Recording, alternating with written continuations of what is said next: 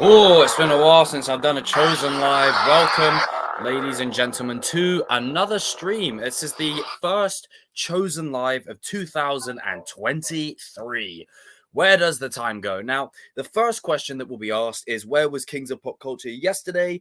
I just currently nursing a bit of a under the weather kind of thing, so I just didn't really feel up to doing it. I just needed to take the rest to sort of feel a bit better.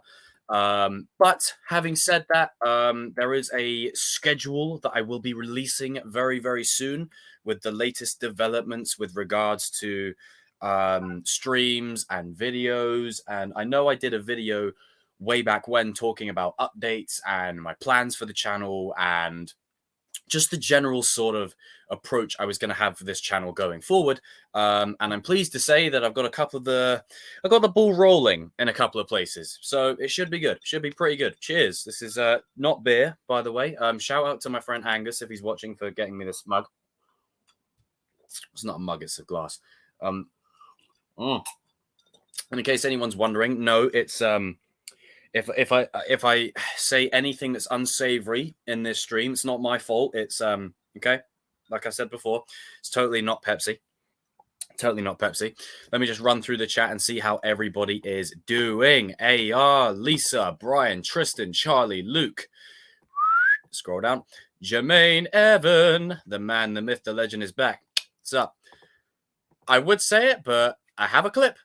If I could just get the clip in time and not look like a bloody mug. Where is the clip? Where's the clip? There it is. Hello there. Hello there indeed. And I just dropped the saber. Kevin, Zoe, Koto, Cool Game Boy, King Kyle, what's up? What's good, dude? Welcome, everybody. No particular topic of this stream. This is a bit of a live Q&A, if you will. So, live chat Q&A. So you guys can just ask me questions, and I'll be bouncing off of you guys. King Paras, what's up, dude? Hey, nice. You got a good gym session? What did you train today, dude? How's university for us, college for you? How's college going over there? How's your GPA? But yeah, there's no real particular topic of this stream, but I do have particular things that I want to talk about. So I might start with Ant-Man. So let's talk Ant-Man. Let's talk Ant-Man 3. Now, I'm going to be talking spoilers. So spoiler warning. You have been warned. If you have not seen Ant-Man 3 and you're intending to see Ant-Man 3, get out of here and then come back. And then we'll go from there. Excited for Fast 10? Well, as excited as one can be for a Fast and Furious flick. Just sort of, and that's gonna that feeds right into my next point. Hey, there he is. There's my little dude. What's up, Juice? Potter has 2 games to save his job. Future Arteta. Oh, it's not far off. But more like Shitman 3. I'd say more like Arseman 3. Because Ant-Man 3, to me, is the epitome of everything I hate with current MCU. And the reason I say this, right, and this isn't just coming from a place of, oh, DC is this, that, whatever. Yeah, DC I love, right? DC I love. Luke, fuck you. Fuck you for mentioning that. That's the first time I've sworn in this stream. You know what you're doing with that. Do you know what? You haven't won the league in 20 years. Please remember you haven't won it in 20 years. Just saying. But enjoy it. Enjoy this. You've had 20 years without a trophy. Enjoy it. Just enjoy it. But damn you, Luke. But yes. What was I saying? What was I saying before I got rudely interrupted? Let me just read that comment right there. Watch Cocaine Bear. Oh, I've heard that's terrible. Pull ups and maybe joining a fraternity soon. Oh, good luck with those midterms, man. You'll crush it, dude. Mudrick 007. You know what you're doing. You know what you're doing. I'm going to call you in a second, in a minute, dude. Right, so let's talk Ant-Man. Back to the original point. So with Ant-Man 3, I went there to watch the movie. And my expectations were already at a certain level because with Ant-Man, you can only expect a certain amount. It's Ant-Man. But this Ant-Man, for me, I mean, look, would I watch Ant-Man and the Wasp over Ant-Man 3? Probably not, because I don't like Ant-Man and the Wasp either. So I'd take Ant-Man 3 over that. But Ant-Man 3 summarizes current MCU for me to a T. visual and spectacle over story. We've got situations with Kang the Conqueror, who is the phase's big bad, right? This particular version of Kang has killed Thor. Okay, so he's killed Thor, right? And he loses to ants. He loses to ants. There's literally a scene towards the end of the movie, right, where he's standing there. He's got all of his power, and he's letting Giant Man, like Scott, do the monologue as he's like slowly walking to him, like Braun Strowman. And I'm just like, oh my god, what the fuck are we doing here? And then that's not the worst part. The worst part, right?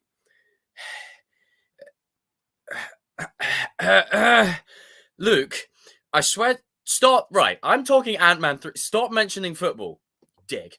You know what you're doing. Let's talk MODOK, okay? So MODOK comes in there like a flying bumper car, screaming, "I'm not a dick." That's not funny.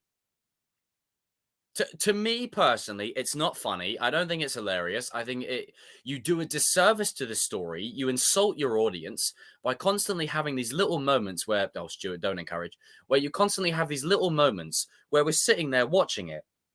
And I'm just sitting there thinking, oh my God, what are we doing here? How did we get to this level? And it wouldn't be so bad if it was just the odd movie. As I said in the King stream last week, I said, this is consecutively. This is back to back. This is again and again and again. It's not like the odd project. This is Loki, She-Hulk, Eternals, Doctor Strange 2, Thor Love and Thunder.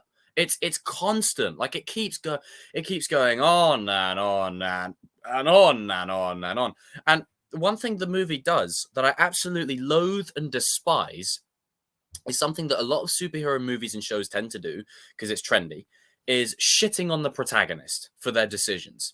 It reminds me a lot of, I don't know if any of you guys in the chat have seen Arrow, but those who have, you'll know what I'm going to say. Every single so Oliver Queen is the lead of that show. And one issue I had with that, especially from season 3 onwards, was the let's blame Oliver brigade. It's all Oliver's fault. Oliver sucks. He's a bad leader. He's a terrible, you suck. You failed. You're an arsehole. I'm so much better. And I got so bored of it. And that's what this stinks of to me is Doctor Strange gets shat on. Ant-Man gets shat on. Like, why?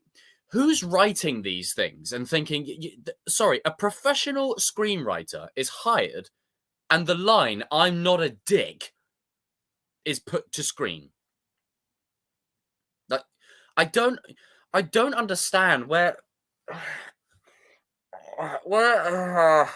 sometimes when you watch movies or shows, you just got to hold your hands up and say, you know what? It wasn't for me. And that's fine. Like sometimes you got to do that. But the point I'm making is I don't understand why this is the current trend, especially in the last few years, where you have the lead, right? And then you have them constantly being shit on by their peers. It's so annoying. It's so ridiculously stupid. It takes me out of the immersion of the story because you're constantly shitting on the main character. It gets a bit tedious. It's just like, why are you doing this? There's so many better ways to do things than that. And constantly shitting on Scott Lang, who is, for all intents and purposes, the lead of Ant-Man, the whole trilogy, right? And I've said this before. Ant-Man, for me, was never a character that could stand on his own 2 feet, right? That's something I've always said. Some characters work better as an ensemble and other characters work better individual, and then some characters work in best of both. Iron Man works best of both. Ant-Man, ensemble. Like, as a solo, I never really gave a shit about it. I didn't really care about it. But the first movie I thought was very refreshing for the MCU. I liked the take on it. I liked the approach. I thought it was pretty cool. I thought it was a nice change of pace. It was a much more smaller story, much more intimate about Scott and his family. You know, he was in the slammer. It was a very grounded story. Aside from the ads. But then the second one onwards, I've just been so disillusioned with the treatment of Scott. And look, I love Paul Rudd, right? He's a national treasure for sure. But there's only so much Paul Rudd that even I can handle, where there's literally Attack of the Clones. Like there's 50 million of him on screen all doing the same thing. I'm like, oh my God, what the fuck is happening here? It feels like I'm watching Rise of Skywalker, but for Ant-Man. And it's weird. And I don't like it. Now, everyone is in universal agreement. They said Dick 5 times. I know. I agree. Yeah. Like, everyone's in universal agreement. It doesn't mean you can't have yes, you know, everyone's in universal agreement that Jonathan Majors is the standout of the film. And I'll tell you why that is. That's not even because of Jonathan Majors. It's because everything else around the movie is so shit. Like, I'm sorry. When I'm saying it, right, the master of context and nuance is saying your movie is genuinely bad, then you know it's bad. Like, sometimes I'll look at a movie. Take The Last Jedi, for instance, a movie that I fundamentally disagree with on every level. Like, I disagree with every decision that was made in that movie. But as a movie or as a film, I can step back and look at it objectively and go, you know what? I may not like what happens in The Last Jedi, but as a film, it's top tier. Like, I may not like it, but and having it's so great to be in that position, to have the ability to step back sometimes and go, you know what? Objectively, the movie slaps, or objectively, the movie slaps like Will Smith. There's so much power in having that ability. But with Ant-Man 3, I think it just summarizes everything about the MCU for me. And I'm tired, right? I'm tired. Where is my Batman hat? Where is it? Now, again, I'm not a DC fanboy. I'm more of a Marvel fanboy than anything. But I'm tired of DC being the whipping boy consistently, again and again and again. Like, it's actually frustrating that DC are constantly sitting there getting paddled on their ass again and again and again and again, while Marvel it's like, as I said in the previous stream, Marvel could put out a project, The Incredible Hulk takes a massive shit, and people will go, it's funny. That's not funny. Like, what's funny about that? Like, sorry, unless you're like anyone that's, say, over the age of 12, is and obviously you could say, well, that's who it's marketed for. Well, true, but also you still want the fans that have made the Infinity Saga what it was to come back as well. So I don't understand why there's this constant pushing of the old out. Yeah, stupid. But I'll go one step further. I'll bring Thor: Love and Thunder into this. Now, there's that whole online conversation, and I'm opening a can of worms by saying this. There's this whole online conversation about MCU. Now, I don't personally agree with it, and I don't personally believe it, but it's hard for the vast majority of people to see it that way when you're constantly degrading the male characters to feel like side characters in their own movies. Like, Doctor Strange, sideman. Thor, sideman. Like, it's a constant thing. Loki, sideman. Every single Ant-Man, he felt like a sideman in this. Do you know what, to be fair, Ant-Man felt like the lead in this movie. I'm not going to apply that here. So, but again, I don't really believe the MCU stuff that goes around, but it's very hard for people to look the other way when all evidence is to the contrary. And I tell you what, right, mentioning Thor: Love and Thunder, right, I had my worries that they were going to replace Thor with Mighty Jane, and that was it. But they screwed up Jane Foster's arc from the comics. Jane Foster's arc in the comics, if you know, you know. I know you know, Stu. In the comics, that storyline is very moving. It's very powerful. There's a strong message in it. And in the movie, they play it like a freaking joke. And I'm at a point where I'm just tired of this. Like, bring on Creed 3. Like, I can't wait to see Creed 3, Scream 6, and there's a movie with Adam Driver coming out, 65. Those three movies I'm looking forward to seeing because they feel like films. At the moment, right? And I used to rag on people like Martin Scorsese or James Cameron for ragging on Marvel, like, oh, you're just jealous because Marvel's making bank and you're just not on the hype train. I used to be part of that bracket, but now I'm starting to kind of agree with them. Like, it's obviously to an extent. There's still, there are certain crowds out there that said, oh, well, the MCU died after Endgame. Well, no, it didn't, because no way, like, come on, like, don't be stupid. And the thing is, it's not like a world-ending thing. It's just simple fixes. If Marvel have these simple fixes applied, we can course correct and get back on the right path. That's what's great about it. But at the current moment, the way the current state of things is, I'm just not hyped going forward. I'm genuinely not. And, people say, oh, well, you're just a hater. No, I'm being real and I'm being honest. I'm genuinely not hyped. Like, I'm really not. Like, Black Panther 2, I put in its own bracket. The lead of the movie is unfortunately no longer with us. They did the best that they could with the movie. I thought, you know what? That's what I expected it to be. Thoroughly enjoyed it. Didn't need to kill off Mumsy, though. You didn't need to do that. That was my one gripe with the film. You did not need to kill off Angela Bassett's character. You really freaking didn't. But other than that, oh, it was all right. Didn't really gel with Ironheart that much, but I've never really cared about Ironheart. Like Riri Williams, it's just a shit Iron Man knockoff. Like it's no. But and that's another problem is the constant repackaging of characters where when you tokenize a character, right? And this is important. When you tokenize, let's say, Peter Parker and you create Miles Morales, the reason that works, right? Even though Miles Morales may not have many villains to his name like Peter does, Miles is so different from Peter. They're very similar in the aspect of their story and the hero's journey, but they are so vastly different. And that's why it works.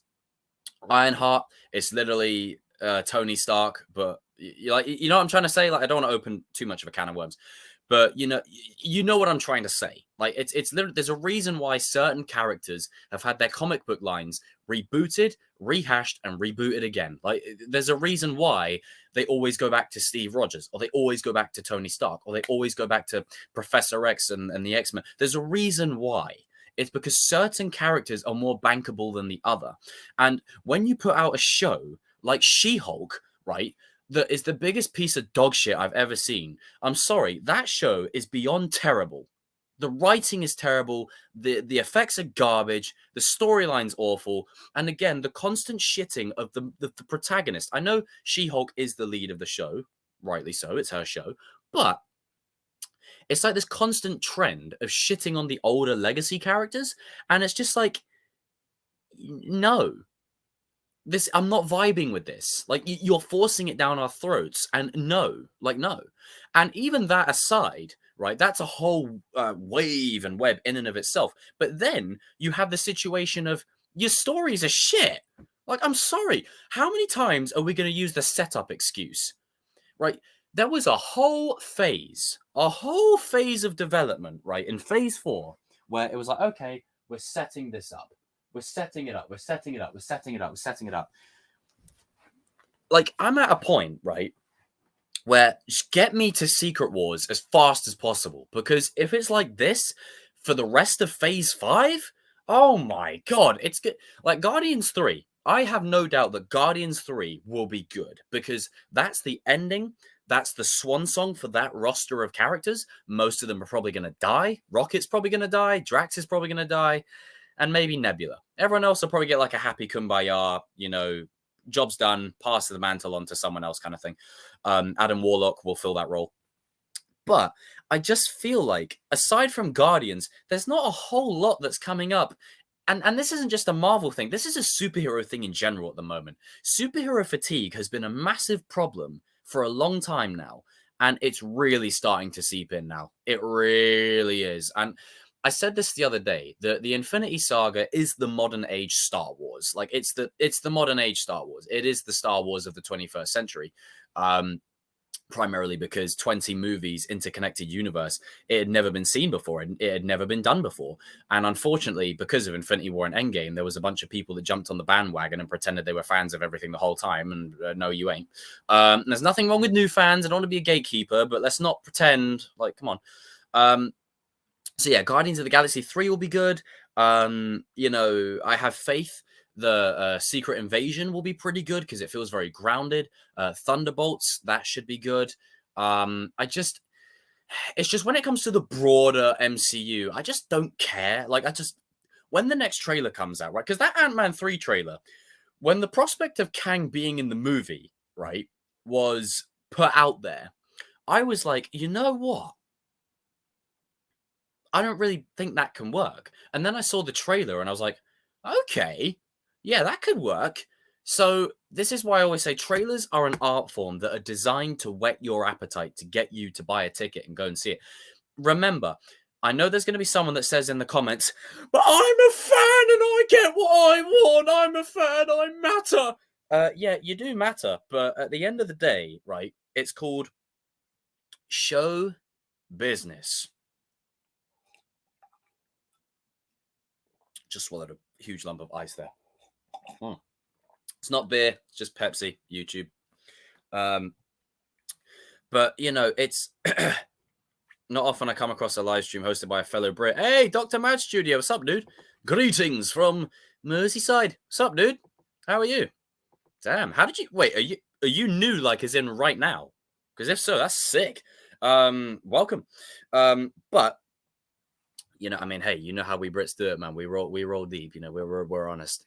But I just, Kevin, thank you for bringing that up. That is a great point. It kind of feels like the MCU is too afraid to step out their comfort zone. It's kind of holding them back. Thank you. I needed a way to try and articulate it, and that's the way to sum it up. The MCU is in a blanket right now because they know they can put out whatever the hell they want and people will show up. And this isn't just a Marvel problem, right? If everyone thinks that I'm going to be ragging on Marvel, this is a Star Wars issue as well, right? This is everything under the Disney banner, right? And you watch my stream get taken down in a second. Hey everybody, it's me, Mickey Mouse. Hey Mickey, you got a joint? No one heard that. Yes, I'm new. I've been live stream hopping at Sour Cream across your channel. Yeah, welcome, man. Welcome to the space. Welcome to. Hey, everyone, can we welcome Dr. Mad Studio into the space? Whenever there's someone new that comes into the space, we welcome them. We welcome them to the. Hang on, let me see. If, hang on, where is that? There you go. It's all about family. There we go.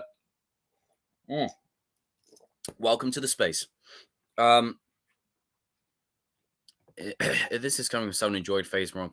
Yeah, I agree. And look, the main thing is, Kevin, is that if you, and I want to say this, if you enjoyed Ant-Man 3, then I'm happy for you. Genuinely happy for you. Like, I really am. Like, I wish I could enjoy it, but I just can't, you know? And that's what's great about this space is, especially like you guys will have seen with my Kings of Pop Culture streams, the amount of times we argue, we don't all agree. Like we do not all agree. There is about maybe 20% of the time that we actually agree on stuff. Or when me and RJ agree on something, it'll be me and him versus Darius and King. Then it'll be me and King against Darius and RJ. Then it'll be me and Darius against the both of them. Or it'll be one against all three. Like it's so great to have conversations like that because most of us can remember a time when you could have those conversations and not be ridiculed pathetic stupid label to juke around let me put my lightsaber on, use it as like a light, brighten it up baby if I ain't white enough, but literally but I feel like I'm in a space with MCU right now where I'm just fatigued. I'm tired. It's become a chore. So I'm still going to watch. I'm still going to be a fan. But, you know, the next time a trailer drops, I'll post about it. I'll talk about it. But don't expect me to be going, oh! Like, because the thing is, with trailer reactions, and I've always said this, when the camera's not on, very rarely are you like bouncing up and down the place like a Tigger, you know, and you've got like a fire under your eyes, you know, TTFN, tata for now. You know, it's like, come on. Unless it's No Way Home. That trailer is the exception because that's an anomaly. That trailer and Cobra Kai trailers, those are the anomalies. See how I'm moving the goalposts? Feeling a bit under the weather lately, so I've been mostly listening to Star Wars novel, but oh dude. Hey, you're in the right space. I mean, come on. I mean, I've been reading Book of Sith a lot the last few weeks. And then I want to read Jedi Path fully. Yeah, like it's exactly. If all of us agreed, the world would be boring. Honestly, it would be boring as hell. That watched Ant-Man. We all had different opinions, but still left as friends. And that's the main thing, right? That's what I want to stress is more important than anything. You get to a point where you're just like, you know what? It's not worth like arguing to that level. Like you just got to be the bigger person sometimes. You know, Cool Game Boy says, also, I have to confess, I don't dislike Ant-Man 3. It was just average for me. Cassie's recasting wasn't it? Do you know what? I agree. I prefer the original actress. And the thing is, it's no shade to the new actress, but I feel like it doesn't feel like Cassie, you know? Like, it feels different. Like, it's just, at least when Don Cheadle replaced Terrence Howard, it was still Rhodey. Like, you know, it feels different. And they turned Cassie, and they do this with all the newer characters that are taking the mantles. They do this where they come in with like this, you know, brooding attitude and, you know, all that kind of spiel. You know, they even had Patriot do it in Falcon and Winter Soldier. Kate Bishop had a little bit of it, but they did well with her. You know, with every new character that's coming in, they've all got this kind of like, you know, oh, so I'm better than you. Like they've all got that kind of vibe, and it's just stinky, and I don't like it. It's just like, what are you doing? You know, like watch Top Gun Maverick. That will show you how to do it. And the thing is, I feel so sorry for the original actress because she found out, right? You want to know how she found out? You know how she found out? She found out that she was recast after they'd made the announcement. Think about that. You're a young actress. You've got your big break, and then you're recast, and you don't know about it until it hits the news. That's heartbreaking. And that's where Marvel needs to hold the L on that one, because that's bad. Very bad. My one was The Truce at Bakura by Kathy Tyers. Return of the Jedi. Oh, God. I've heard about that, but I haven't read it. I haven't read it. But yeah, bro, you're in the right place, man. Welcome. And, oh, nah. My lightsaber's gone flat. Come on, man. Trailer was misleading with some things as well. Remember that stream we did a couple of months back where you could sue for false advertisement? Well, I still don't agree that we should open that Pandora's box because no. But when shit like this happens, it's hard to disagree with the other crowd. Just saying. Got that like edgy, dark, I'm better than you. Exactly. It's edgy. I don't like it. And I'm saying this in context, okay? And I'm not trying to stereotype, but it feels like it's appealing to the edgy crowd that just like to be edgy. It's like, oh, I'm against the system. It's like, what are you talking about? Like, what are you? You live in like the land's great. Oh my God, I give up. They wanted a bigger star. It doesn't matter which star it is. So that's just no. Like, this is what I'm saying, man. This is where the MCU is heading, and it's what I call the Fast and Furious effect. As much as I love Fast and Furious, family, there is a part of this which I despise. It's like Fast 10, the ending of the saga. Brie Larson, Jason Momoa, the guy who played Jack Reacher, the one who played Squirrel Thingy in Suicide Squad. Just get a bunch of names in there. Just throw a bunch of names at the wall, you know. And obviously, it's not changed. The film industry is always a business. TCK, mid. The film industry hasn't changed in that regard. It's always been about names more so than anything else. But the fact that the original actor, right, grew up with the DNA of Ant-Man within her and then was replaced, you do a disservice to the product. You do a disservice. Now, from an actor's perspective, the show goes on. Like, the show goes on with or without you. But the heartbreaking thing here is that I felt like she was so much better for the role than the previous person. Than the current person. And again, it's no shade. It's just you'd already established Cassie as a character beforehand with the original actress. That's like me doing these streams, right? And then replacing me with someone. And then, oh, it's just like some guy going, hey, welcome to Chosen Live. No, it doesn't work like that, you know? I can relate this to Henry Cavill. You just had to bring it up, didn't you? You just had to bring it up. 30 people in the chat. Smash that like button, people. And if you're new around here, subscribe to the channel. 8K this year. But yeah, it's... Don't even get me started on Henry Cavill. I'm still not over that. And the thing is, as much as I love Fast and Furious, I don't want every franchise going that route. Like, I saw something earlier on where Anthony Mackie said, get me in Star Wars as a cameo. No, I don't. People go to movies now to look for cameos and post-credit scenes. The story be damned. Like, the story doesn't mean anything anymore. The story takes a back seat to everything, and it pisses me off. Because it's like, who's in the movie? Hold on, what's the story? Oh my God, I need to know the cameos. Who's in the movie? Oh my God. It's like, hold on, what's the story? Like, all right, take Book of Boba Fett. Seeing Luke Skywalker and Anakin, Luke Skywalker and Ahsoka in live action together, spoiler, for the first time was chef's kiss. Freaking loved it. Absolutely loved it. I was fanboying.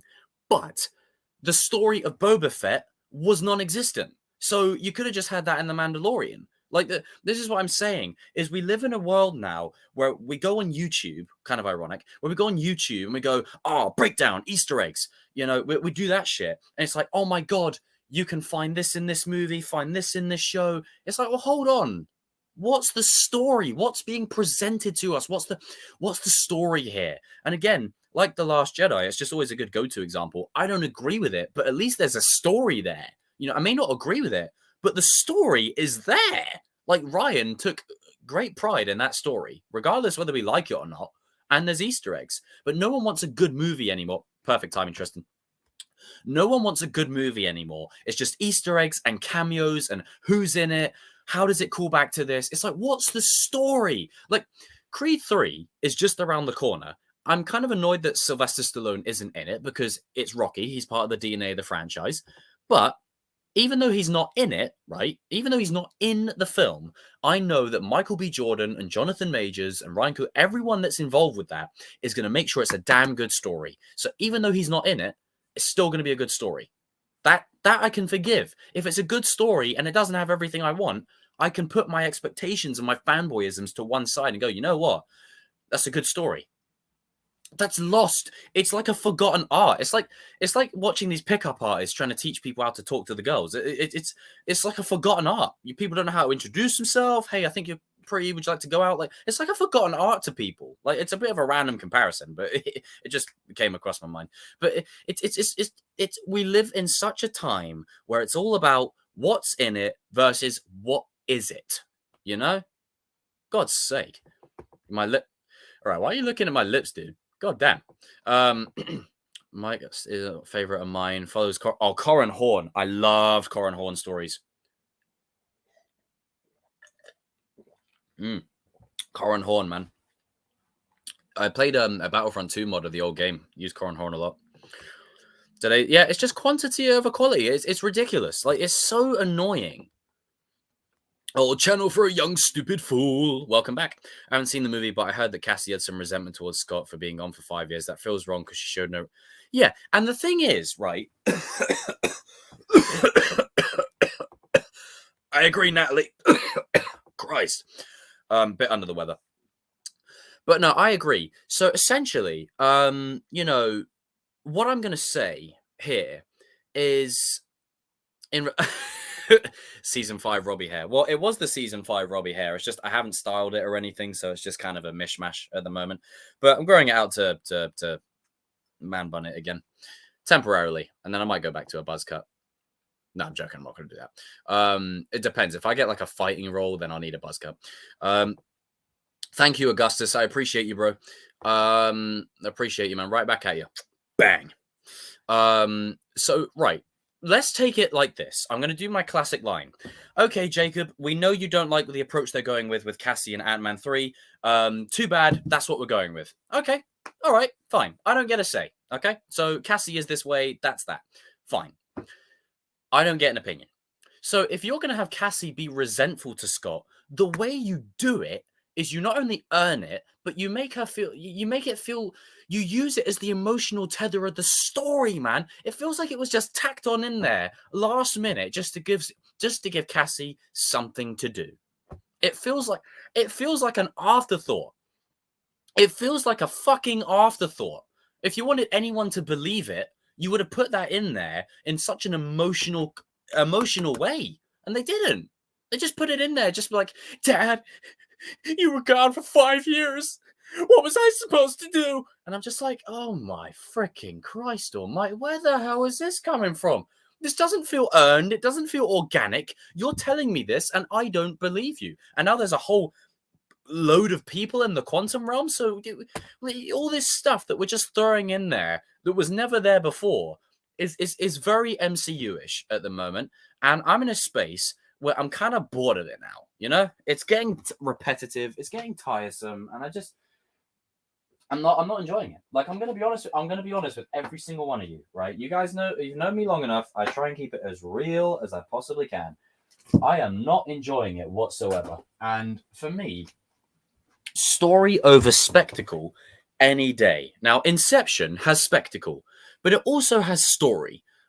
Take the movie Marriage Story between Adam Driver and Scarlett Johansson, one of the best movies I have fucking seen in such a long time. The performances by Adam and Scarlett, Oscar worthy, for sure. But the story was so freaking good, right, that I didn't care that there wasn't any action. I didn't care that there wasn't, like, you know, CGI galore. The problem is we live in a situation now with modern films where CGI is used to cover up shit story. People go, oh, that looks good. Well, of course it's going to look good. It's a multi-million-dollar project. Of course it's going to look good. When I know indie filmmakers that would kill to work at that level, that put 50 million more percent passion in their projects than these mainstream artists do. And I tell you what, it's not even just the directors, the filmmakers, and the actors. No. It's the studios. It's the fancy suits that get involved and start tampering with the decisions and start adding stuff and changing shit. And with Ant-Man, apparently it's been changed like 3 or 4 times. So of course the movie is going to come out and be asinine because you're changing the ending. The beginning of your story has a specific ingredient in it that links to the end of the movie. It's a linear story. It's a connective piece from start, middle to end, and all of a sudden the end doesn't feel organic. Like you've got MODOK, who was 1 minute ago going, I'm evil, I'm gonna take over the I'm not a dick. Like, what? Like, where on earth did that come from? Like, I should have just labeled this stream Ant-Man rant, because I'm sorry, that movie pissed me off. I'm sorry. Average. Mid. Average. And I tell you what, MCU fans, right? Can you start getting some higher standards, please? When did the bar for movies and shows become so freaking low? Like, when did it get so low? Like, literally, it's ridiculous. It's like, how did we get here? Seriously. Like, the bar was here, and now it's like down here. Oh, but it's setting up. Thor the Dark World set shit up in phase 1 and 2 and whatever. Does that mean Thor the Dark World is good because of it? No. The movie's still arse. It's boring as hell. Like, it's like watching paint dry. I'd rather look at this wall for 2 hours. Like, literally, I'd rather sit here, right? Look at this wall 2 hours, right? For 2 hours, than watch that movie again. So we cannot use setting up as quantification to justify a bad movie, right? Now, obviously, art is, for the most part, subjective. What you like, I may not. What I like, you may not. It's all subjective. It's all in the eye of the beholder. And there will be people that say you can't quantify film. Well, no, I disagree. There are ways you can quantify film because people study it for a reason.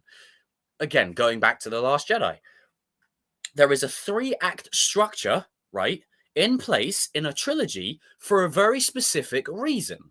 When you get to the 2nd act, it has a very specific ingredient to it, which is why Lord of the Rings, The Two Towers is held in such high regard. Infinity War, Empire Strikes Back, it's held in such, The Dark Knight, it's held in such high regard because it's, generally speaking, the darkest of the bunch. It's where the characters face the most growth. It's where they face the most setbacks. It has that specific ingredient in it. And with The Last Jedi, Ryan comes in and goes, I don't want any of this. Here's what I'm doing now. You can't do that. Like, that's the stuff that really winds me up. It's the objective stuff. It feels like character motivations. What's the story? Is it consistent? Is it its own thing? Would I watch Ant-Man 3 on its own merits if it wasn't connected to the MCU? Look, you have to ask yourself that. People in the chat, would you watch certain MCU movies if it wasn't connected to the MCU?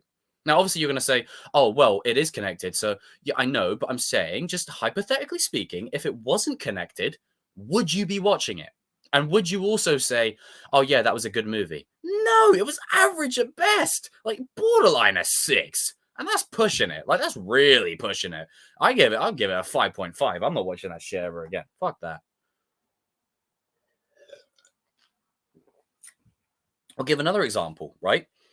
Let's talk about Kenobi, a show and a story that I've been waiting 20 years for. 20 years that all of us Star Wars fans have been waiting for. 20 years. And that's what we get.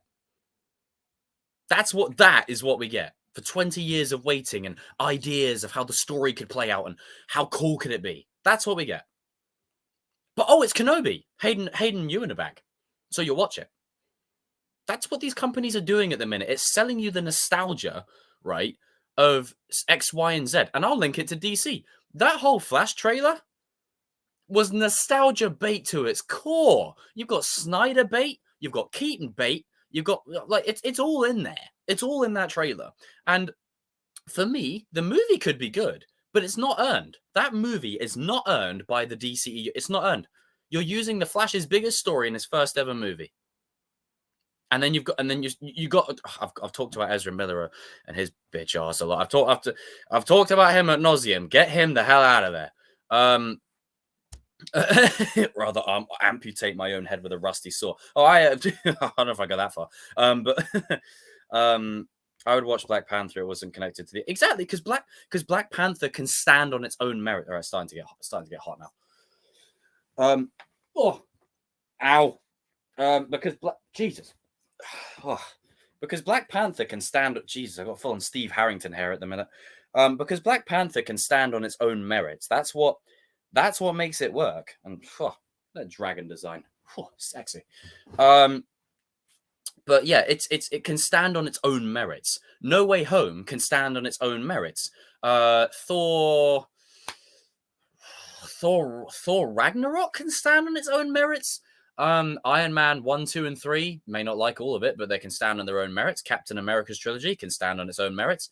You know, there's certain movies and shows that can stand on their own merits. You know, I got to head off now, folks. Cheerio, stay safe and take care. Right back at you, Dr. Mad Studio. Welcome to the chosen familiar, sir.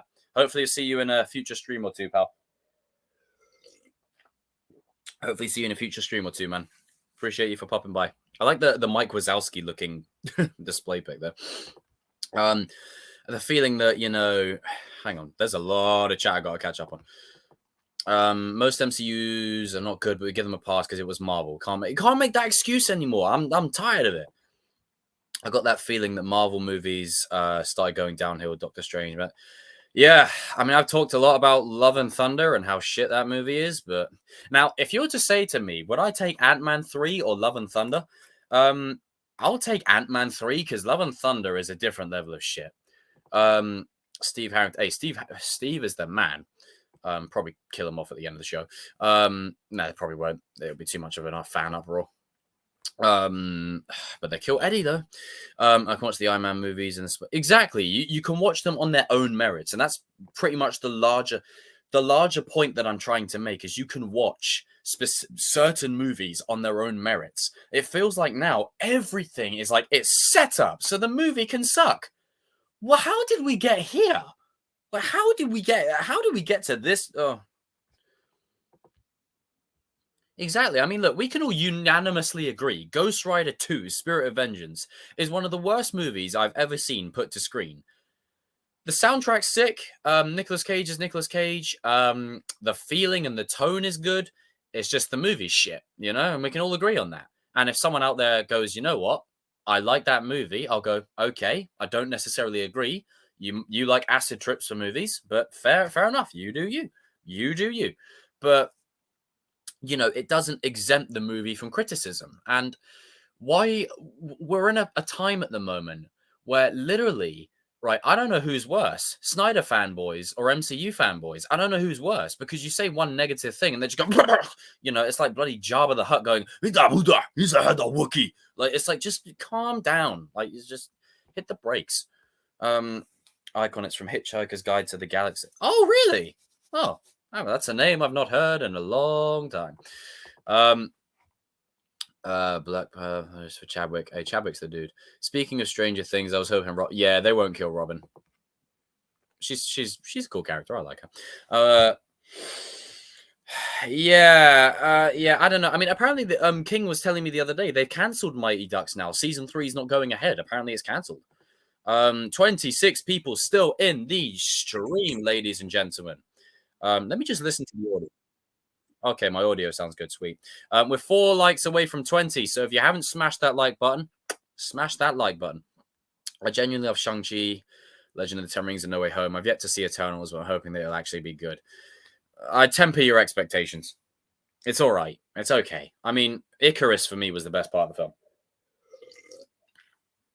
Well, as a character, the motivation they gave him towards the end was stupid. Oh yeah, No Way Home sets stuff up, but the thing is with No Way Home, right? I can watch No Way Home as No Way Home. Like, I barely buy movies on DVD anymore because of the age of the streaming services and whatever else. when your movie is at a point, I will buy it on 4K. Oh, look at this back. Mwah. Right? Yes, there's nostalgia bait in this movie, but it's still good on its own merits. And that's what I appreciate and respect. It's not just, thrown out there just because, hey, do you remember this? Childhood. Because if No Way Home was really doing that, they would have brought back Dane DeHaan and everything. But they were very mature with it. They handled it well. They brought back characters that were essential to the story, and they did good. Something with Finn in style. Oh, don't even bring up Finn. Biggest joke I've ever seen in my life. Now, you guys know me. I'm not a virtue signaling white dude, but I've been around long enough, okay? And I've been around enough areas and people. The treatment of Finn is one of the most disrespectful acts that has been done by a company in existence. Like, in terms of a pop culture character. It's disgusting. Like, you literally plaster him all over the marketing, all over the adverts, and then you relegate him to the token black sidekick you see in every movie. Disgusting. And you had John Boyega as the actor. John Boyega? Moses from Attack the Block? Naughty. Bad. Very bad. The Hawk fanboys. Yeah, well, the Hawk fanboys think Eli can do no wrong. Yeah, they're in denial. They're just like, oh, but we're getting this character, we're getting this person. It's like, whoa, slow that, man. Thank fuck Cobra Kai is ending in season 6, because I tell you what, give that show the ending it deserves. Don't milk it for 50 million seasons, And I've been asked this a lot. What do I think of potential spin-offs? Right now, I couldn't give a shit about spin-offs. I just want a good ending. I want a good ending, right? Let me ask you this. Do you guys want Return of the Jedi for your ending to Cobra Kai or Rise of Skywalker? Just saying. And I can watch Rise of Skywalker as a guilty pleasure, but we all know what the better ending is. I would like Jacob to have a huge empire where he takes over the writer's room and makes billions of dollars and will be remembered by all Marvel and DC fans. Unlimited power. Yeah, that'd be nice. I love Shang-Chi, but I may have some bias as half Asian. And that's fine. And that's totally fine, because that is an important conversation as well about representation. Now, before anyone gets their knickers in a twist and goes, representation isn't important. Yes, it is. Representation is very important, but you want it to feel genuine. You don't want it to feel like it's synthetically created to pander, right? And just catch woke points. You don't want it to feel like that. Because when you do that, people catch on within seconds and can see what you're doing, i.e. Finn, But representation is important. It is important. But when you make external things the selling point of your product, you've already lost. Because, it's just like, well, what, again, I go back to my original point. What is the story? My ducks just stuck with seeing. I still don't like season 2. Season 2 is interesting. It was like holiday camp. I agreed. I agreed. I agree. What's your favorite version of the original Star Wars trilogy? Good question. I'm gonna say the 2004 special editions. Because those are the ones I grew up with. I know some people, don't like it because Hayden's added in as a Force Ghost at the end. I personally do, because for me, it connects the original to the prequel a little bit more. And that was the last time he was a Jedi. And also, it's part of my own kind of headcanon that Force Ghosts can change their age anyway. So, as was shown in Rise of Skywalker, funnily enough, when you had old Ben Kenobi saying a line and Ewan McGregor saying a line.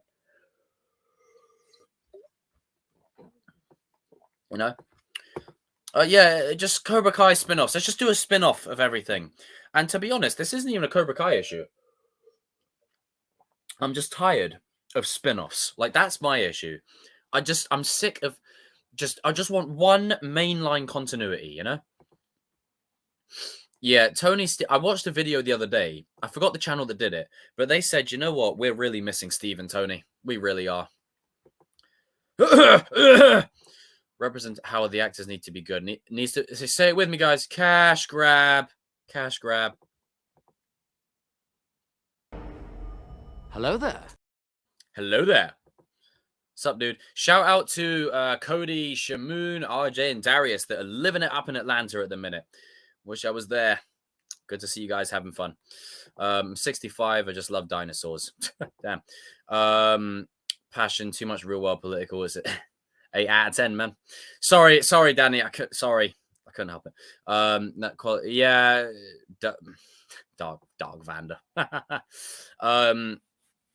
As just nostalgia bait, if anything. No, it felt like a celebration for 20 years. Exactly, it wasn't nostalgia bait.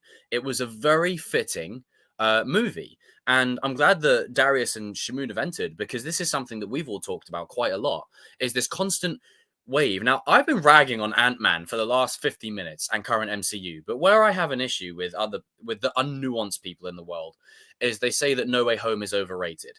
And they were the same people that said it was the best movie since sliced bread. So what happened in between the year that the movie released and where we're at now? Like, did the movie just lose all credibility? Like, I hate that. I hate that stuff. Like, it goes both ways too. Like, it's so stupid. I'm not on that that ridiculous train that, like, oh, the MCU died after Endgame. No, it freaking didn't. So stupid. Is it bad after Endgame? Oh yeah, it's boring as shit. But Jonathan Majors is good. Well, yeah, but that's because the stories in the movie's so shit. Ugh. I'm not a dick. Like, oh, who's writing this crap? Oh, God. Poor. It's Honeycrisp season. I never saw. Random question, but did you have any fried chicken recently? No. Why? That Flash movie looks dookie. Thoughts on Ben Affleck possibly directing Superman Legacy? Really? I thought it was just the Batman movie he was directing. Hey, listen, I'm telling you, this year, right? As I said earlier on, Creed 3, 65 with Adam Driver, Scream 6, John Wick 4, and Mission Impossible 7 Part 1. Those are the movies that I'm hyped for this year. Anything superhero at the moment, I don't give a fuck about. Like, I'll watch it and I'll enjoy it and I'll enjoy talking about it. But my hype is like just down here at the moment, and that's just how I feel. The thing is, right? I'm real, okay? And some people don't appreciate people who are real. They just want everyone to live in a bubble and be like, oh my God, I love every movie.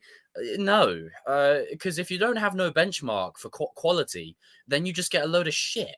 Like, it's like, come on. Like, but again, if people genuinely like a specific movie that I don't, then muzzle tov to you. I'm glad you like it. I mean, I like bad movies.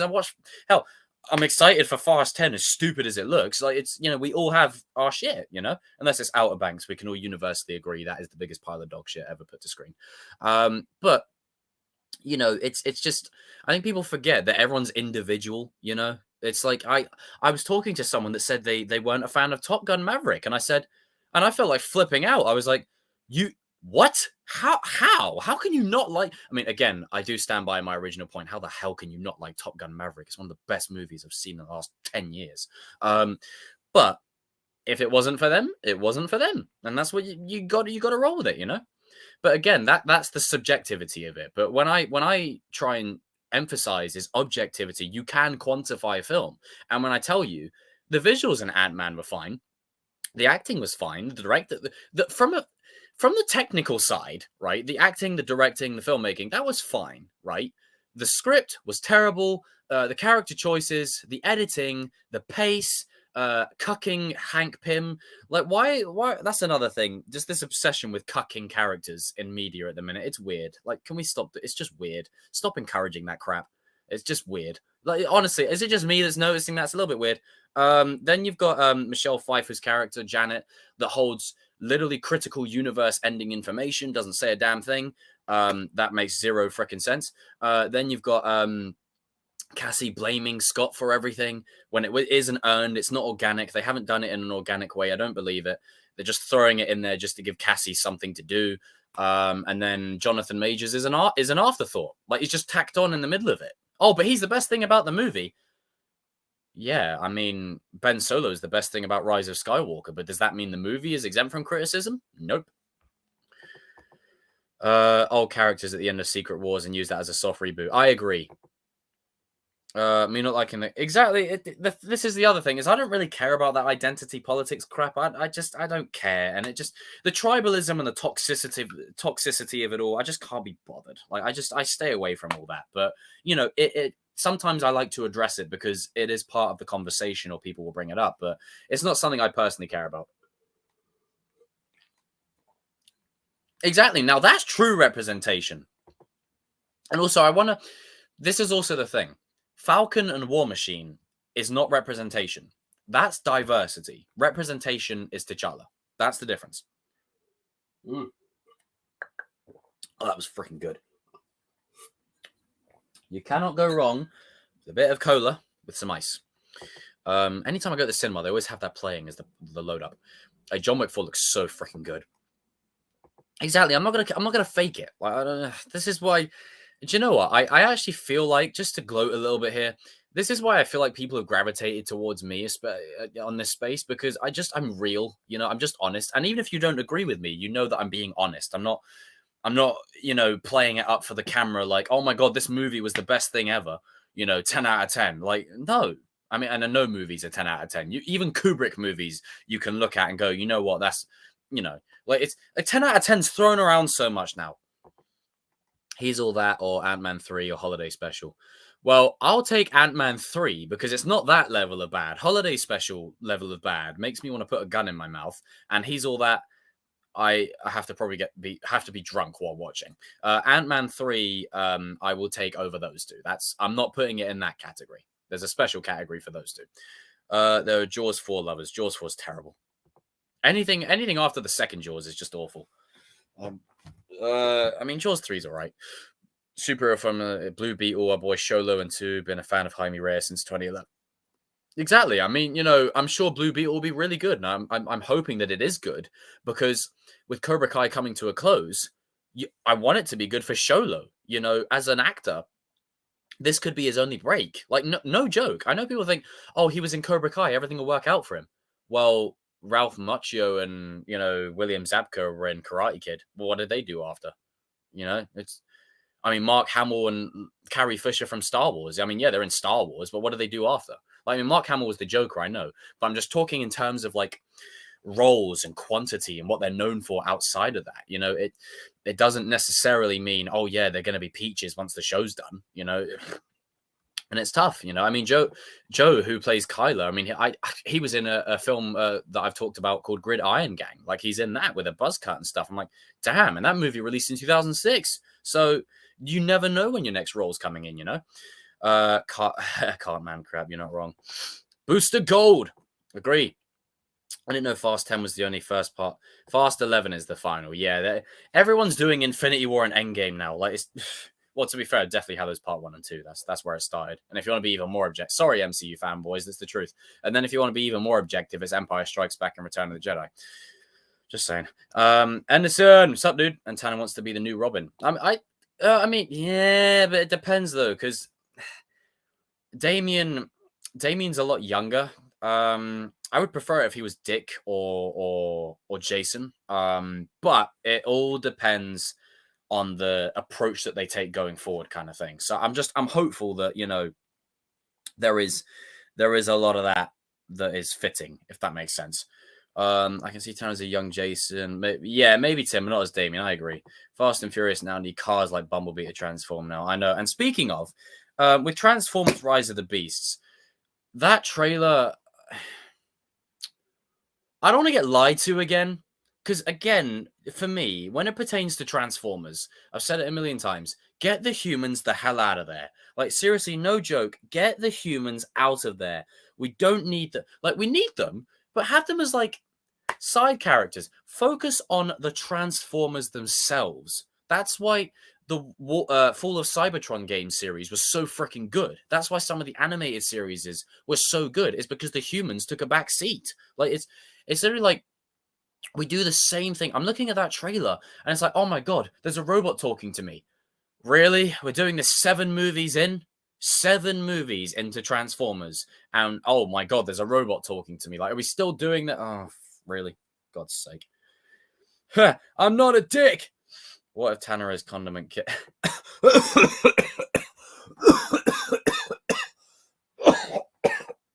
Damn it. Oh. Yow.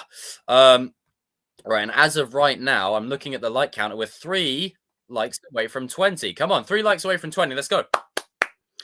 But yeah, I'm in a space with pop culture at the minute where my tastes are really diversifying. And I remember when I first started watching Breaking Bad, I couldn't get through it. I really couldn't. It didn't vibe with me at the time. I would watch Breaking Bad on repeat over most of current MCU.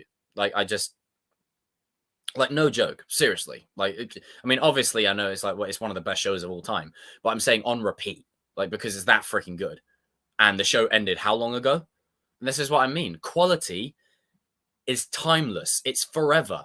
If you make a shit product, it's going to be shit. Oh yeah, of course it can hit the hour mark. It can look better upon reflection, but by and large, if it sucks, it sucks. You know, I mean, I love the prequel trilogy to death. I do. But does it exempt the dialogue? Does it exempt the CGI in places? Does it exempt the poor romance between Anakin and Padme here and there? And, you know, oh, because I'm so in love with you, you know, and he's like stroking her arm in the second one, and they're like, you know what I'm saying? But you know, the story is there. Again, that goes back to what I was saying at the start of the stream. The story needs to be there. And it ain't. Now, on a brighter side, I'm looking forward to the Mighty Morphin Power Rangers special that they're going to be doing. Oh, you like Power Rangers? Oh, who didn't like Power Rangers growing up? Come on, shut up. It's for kids. Well, I liked it when I was a kid, as we all did. Come on. But they've got Zach coming back, Billy, Adam, Kat. It looks great. It looks great. I'm looking forward to it. And seeing some of them characters interact that never really interacted with each other, and just seeing Zach and Adam talk like the two Black Rangers. I'm hyped for that the most. Because I mean, for me, as much as Rocky and Aisha, you know, came in to take over from Jason and Trini. Jason and Trini, they just didn't really fill that role for, like, they didn't fill Jason and Trini's role for me personally. But Adam was a great stand-in for Zach. He was a great choice, because I tell you what, Johnny Young Bosch, and he not only is he an actual fighter and whatever else, but he's done a lot of voice work for anime, huge anime dude, and he was just great. Really cool dude. Like, I'm just, you know, if you were going to replace Zach with anyone, Adam was a great choice. And Rocky and Aisha never really felt like they were cool, but they were never really given their due. And I think that's because Jason was such a good leader. Like, people get it wrong. Like, I love Tommy Oliver to death, but what makes characters like Tommy Oliver work is when they're not always the focal point. Jason was a leader. That dude was an out and out leader. Just he exuded very I'm not going to say Captain America energy. That's because I give that more to, like, I don't know, probably Billy or something like that. I give him more. I give Jason Professor X, Magneto type energy, where they're the leader of the cause, that kind of thing. And do I think JDF is in the special? I don't think so. From what I've heard, but I wouldn't be surprised if there's a tribute or something. And in the BTS footage, you see the Green Ranger fighting. So maybe they might have an in-universe character play his kid or something like that. They'll do something to tribute him. And I tell you what, as a kid, I thought Jason and Tommy were like that. And I got to say, it broke my heart to find out, you know, the whole beef between Austin St. John and Jason David Frank. I was like, shit, they don't like each other? Damn. You know, it's crazy, you know, with JDF's passing. You know, and let me just answer this quick question before I carry on to what I'm going to say, because this is a funny comment and I want to keep it serious for that. What are your thoughts on Jake Paul losing? Are you not bothered? I couldn't give a frog's fat ass. I really couldn't. Not a real fighter. So, you know, I mean, I personally, I'm not going to fight it myself. I'll get my ass kicked. But just if you ask for my opinion on it, people like Jake Paul and everything like that, I'm sorry, they're devaluing boxing for me. You've got people that have been training since they were like literally 11 years old, trying to make ends meet and fight their way up the ladder to get a shot. And you get like these YouTubers that come in and just fucking, you know, splash a bit of cash. Hey, Jake Paul probably doesn't even care that he lost. Payday, money, money, money, money. You know, cue the Floyd Mayweather. You know, it's just, I don't know. It's initially, I was worried that Jake Paul was going to win because of money, but luckily, Fury, thank God for that. But I don't care. I couldn't care. I couldn't give a shit. Let me answer these. Love the most. Thank you, Melissa.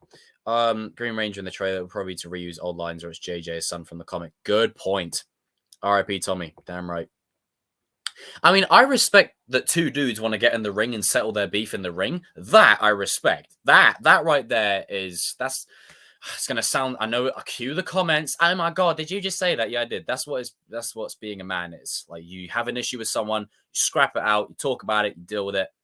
Boom. And literally, when two guys have a problem with each other and they fight, like they always end up friends. Like, or there's a respect there. You know, it's crazy. Andrew, I'm not gonna say that name on there. I love Jason as the leader. Yeah, he came. Hey, Zio, he came back as the Gold Ranger. Now watching Zio, starting to really like it. I wish they're on the same streaming service. You can watch them all on YouTube. Like they're all up on YouTube. I was watching RPM the other day. I love RPM. Like Dylan in that show. I was like, hey, badass Sixth Ranger dude. That's my vibe. I was like, you know what? Tommy Oliver, Dylan, Vegeta, Robbie. I'm starting to see a pattern here. Crosshair from Bad Batch. Exactly. It's dangerous as hell. Yeah, I know that was annoying, especially because I had him in such good quality. But yeah, like with JDF, you know, it's just that what makes it so heartbreaking is JDF did so much for people's mental health, so much for the fans. We're 2 likes away from 20 people. Let's go. 2 likes away from 20. It made it so heartbreaking because he did so much for the fans. And if we're being completely honest, right? I know I said earlier on the show goes on without you. Let's be completely objective here. Jason David Frank is Power Rangers. Like he is. He is the face of the brand. There's not one person that doesn't know who Tommy Oliver is. Everyone knows. As I said, every kid wanted to be Tom. Every boy wanted to be Tommy Oliver, and every girl wanted to be with him. There's a reason for that. Tommy Oliver was just that dude. You know, it's not, oh, he's overhyped. No, he's perfectly hyped. Tommy was that freaking dude. It's mostly because, again, Power Rangers isn't known for its acting, right, per se. So it was just literally Jason David Frank in a green suit, you know, you know, and he did so much for people's mental health, so much encouragement. There was a video he posted a couple of years ago about persistence. So look it up if you guys haven't seen it. But he posted a video about persistence, about, you know, how he had to cut his hair and he was pressuring his agent to get a role.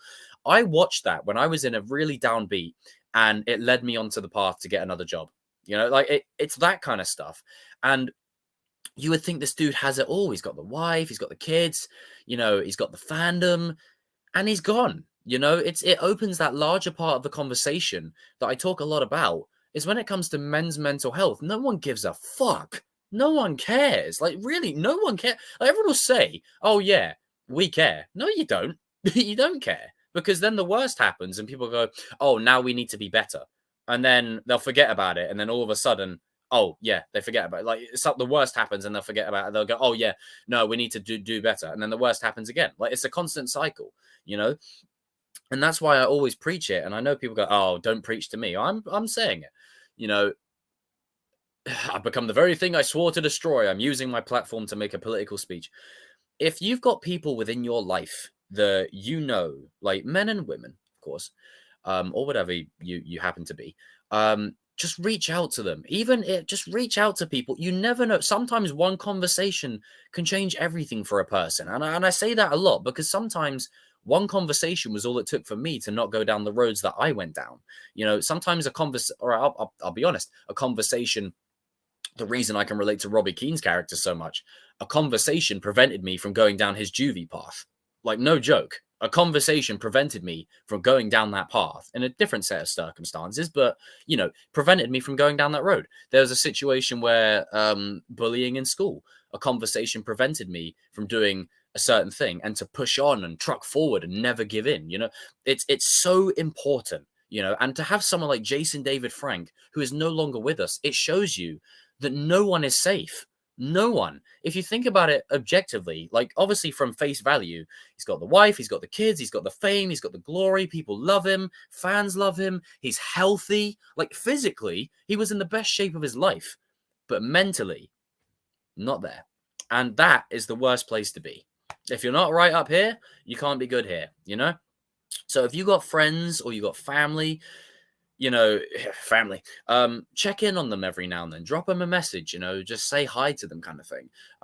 You know, it's something that I tried to do a lot, and it's, you know, one of the things that I've you know, been a bit off with lately, but, you know, I always try my best.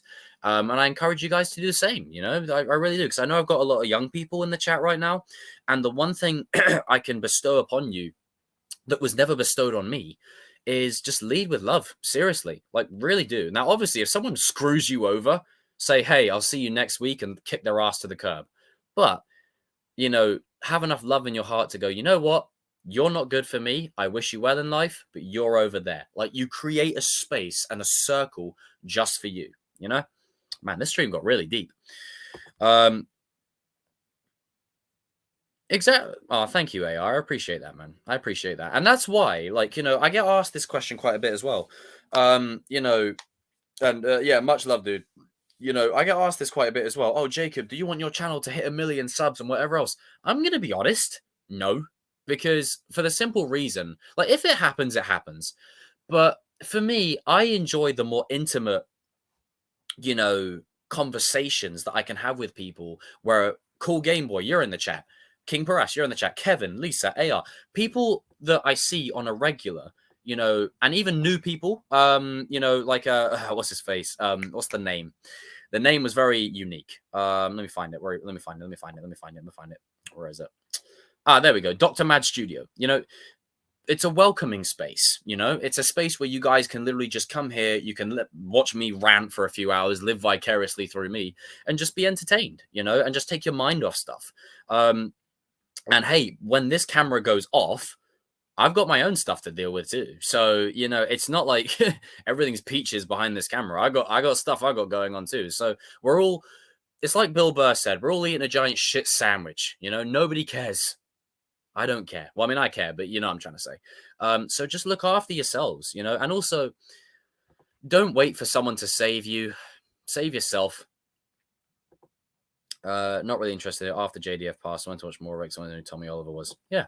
I mean, when the movie dropped and that Van Halen song played at the end, I can't watch the ending of that movie now because Van Halen I tied to JDF, and it's, you know, it's heartbreaking.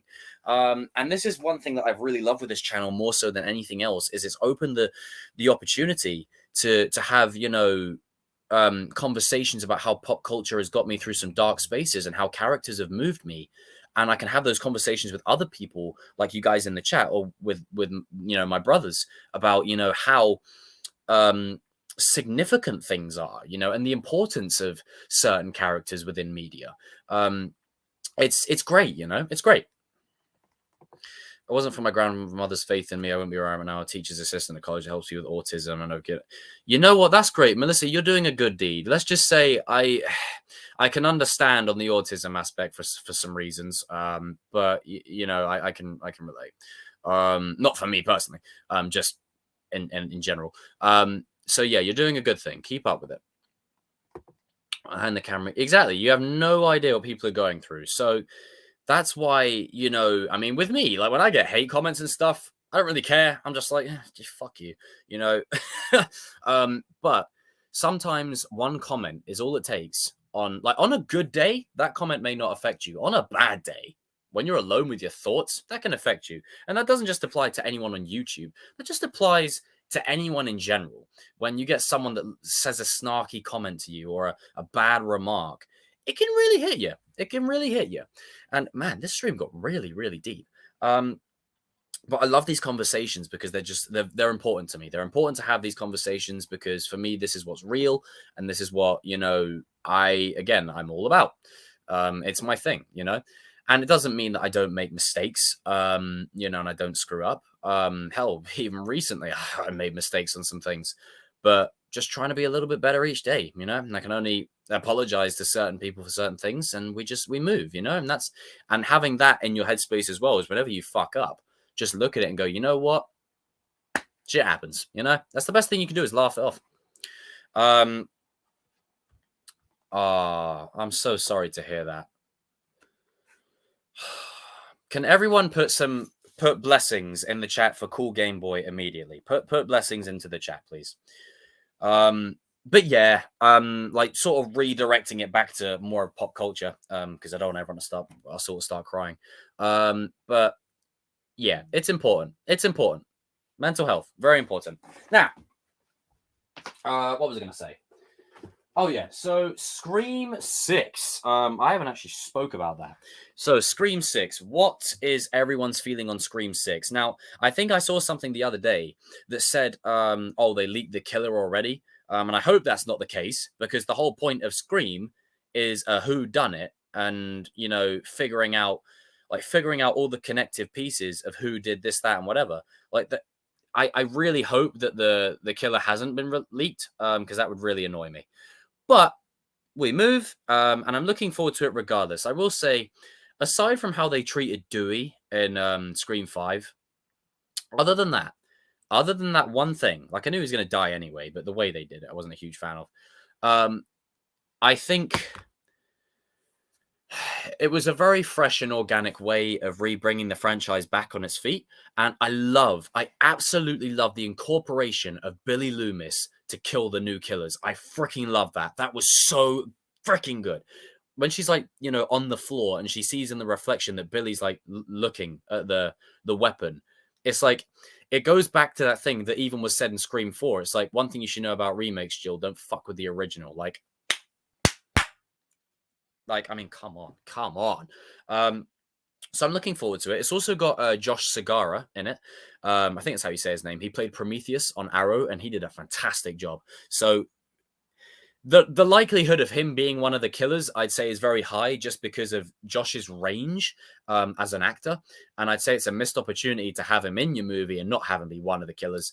I think Chad is definitely going to die in the movie for sure. Chad is definitely dead. I think Sam will be fine. She'll be okay.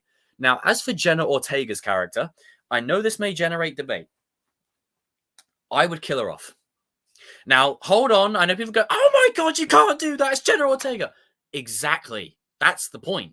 Hell, the first movie had, was it Drew Barrymore, who was huge around the time, a really popular actress. And you assumed that because Drew Barrymore was cast in the movie, she would be the lead of the movie. She was killed off in the opening. Bang. I feel like Jenna Ortega will not make it out this movie for the simple reason everyone is going to go, oh my God, they just killed Jenna Ortega. What? Because you're not killing the character. In this case, you're actually killing, in a weird sort of Scream way, you're killing the actress off. Because everyone in the audience is going to go, oh my God, they've killed Jenna Ortega off. And that's why I would do it. I would kill her off. I know fans are not going to like it. But again, most of those fans are a bunch of Wednesday fans, for a very average, all right show. And they're just going, oh my God, it's Jenna. Jenna's great. And she's a star. And that's why I would kill her off. I would genuinely kill her off, because the fifth movie made it abundantly clear Jenna Ortega is great, but Sam is the lead. She's the lead. She's Billy Loomis's descendant. It makes sense for her to live on. And I feel like Scream 6 could end on a cliffhanger. I feel like there could be a seventh one, and it could end on a cliffhanger.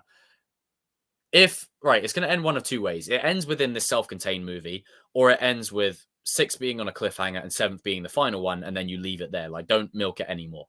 Because whenever they take horror movies to New York, shit goes sideways. Jason Takes Manhattan, anyone? Oh, God. Ugh. Kevin, you could make that case. Like, I love Slade, but Prometheus was a hell of a villain. Oh, crap.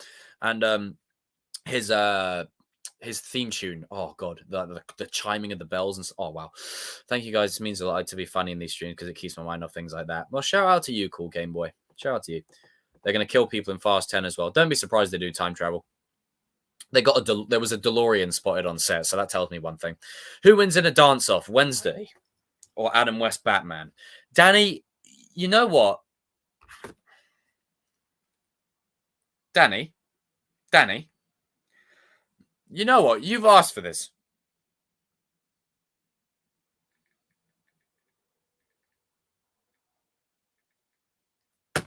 We'll see where that goes.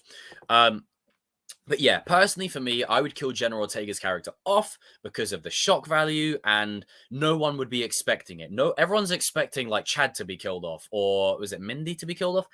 But killing off Jenna Ortega, especially with the name of Jenna Ortega being bigger than her herself, that is the Scream DNA. And I tell you what, it will put Scream 6 on the map, and it will give the movie some weight as the movie that had the balls to kill off Jenna Ortega's character. I would pull that cord, personally for me. Again, it goes back to that thing of, oh, but what about the fans? Story. I would personally do it. Steve Stifler. Oh my God, you just threw me right back to American Pie. Jesus, do you remember that dance off that he did? Ugh! I used to fast forward that scene. I couldn't watch it. It was funny, but it was, oh God, it was cringe. 21 likes, and we got 27 people watching right now. Smash that like button. Let's see if we can get to 25 likes before the stream is done. But Bully Maguire is hands down the best dancer. I mean, come on. I'm going to put some dirt in your eye. Oh, we all know who the best dancer is, really. Where is it?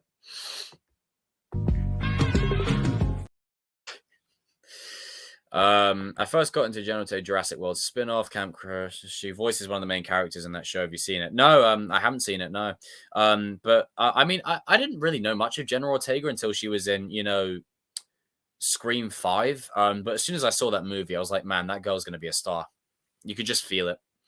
Why would you forward that? But that's the best scene. Because it just watching it, like if I'm completely inebriated, then yeah, but like I just get secondhand embarrassment while watching it. I'm just like, man, maybe it's because I don't know. It's funny, but it's just, yeah. That we all know the best scene is from the first one with the pie. But yeah, what was I going to say? So yeah, I would pull that cord. I would kill General Ortega's character off. I'm sure the movie's going to be good. Lots of twists, lots of turns. Please don't kill Gale. Please don't. You gave Scream 5 a good send-off for the both of them. Please, for the love of Christ, do not kill off Gale. Please. Come on. There's only 2 left now. Stop killing them. I know they're bringing back Kirby from Scream 4. So she'll probably die, as was seen with Dewey's replacement in Scream 4. You remember the blonde police officer? She was killed in Scream 5.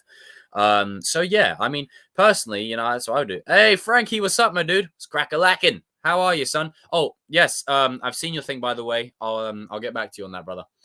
Wouldn't you agree 1999, 2004 was the best times when parties were somewhat decent, when people went, come on? Yeah, absolutely. That was the best time, because you'd have your phone, but you'd actually be in the room. You'd be in the space. It would be like, not like this. Let's take a selfie. Like, Jesus, get that phone off me. God damn. Bringing back Kirby. Yeah, Kirby's in Scream 6. What's the name? Hayden Panettiere or something? Yeah, Kirby Reed. Yeah, she's coming back for Scream 6. But the reason they're doing that is because they don't have Sydney. So they're like, okay, we need one more legacy character to balance it out. But Kirby, for me, I think will probably die in this film. And they've already said this film has a lot of bloodshed. So I think a shitload of people are going to be killed. I could see a scenario where Sam is probably the only survivor and maybe Mindy. I think Chad is probably going to die because he isn't in much of the trailer. And I don't mean to be, I know people, I want people to be very careful with how I want to be very careful with how I say this, but I want to be very careful with how people hear what I'm saying. Bleh, brain fart. Chad's character in horror movies is meant to die, right? He's the for all intents and purposes, the dumb jock, right? The dumb jock that's an asshole that has a heart of gold. Eventually, you grow to love him. He'll probably die in this film. Like, they always kill that character off. They always do. And the reason for that is because it adds to the growth of one of the main characters, but also because they have a heart of gold, you don't want them to die, which is why they keep teasing Steve's death in Stranger Things. They keep teasing it, but they never go through with it because, you just can't kill off Steve. You can't, because the fans. It's like the Daryl Dixon thing with The Walking Dead. You can't do it. And anyway, Daryl Dixon was the only. Daryl and Negan were the only watchable things about The Walking Dead in its final seasons. I'll just say that. Huh? Who would have thought that little pink puff would be in the Scream movie? Oh, you. Right. Very funny. Very, very funny. Very funny. Very funny. I need to find a clip. Let me find a clip. There you go. Yeah. It's the one character in Super Smash Bros. That used to wind me up. Just get off. But Bad Batch Season 2 is some of the best episodes in all Star Wars, as well as too much filler. I mean, episode 3, 7, and 8 is some of the best Star Wars I have ever seen. The rest of the show, however, oh my God, it's filler. Filler galore. Like, Jesus, just Omega every 5 seconds. I'm like, Jesus Christ, can we stop doing filler? Like, we're on episode 11 now, I think. There's like literally 6 episodes left. Can we get this clone uprising going, please? Shit. Don't tack it on to the end of the season. Ugh. Fallen Kingdom is also a DreamWorks show. Oh, okay. I'll have to check it out. Mike's, yes. Matt, 3 things are certain in life. Death, taxes, definitely. And me enjoying Mando Season 3. When are you we're gonna watch you rage while playing Mario Kart? Well, the thing is, Nintendo are very sketchy with streaming their games on YouTube or even on Twitch. So we'll see. We'll see. At best, you'll get Rocket League. I want to talk about Bad Batch. Where the hell is Crosshair? Do you know what, Cool Game Boy? I agree. He's been in 1 episode. 1.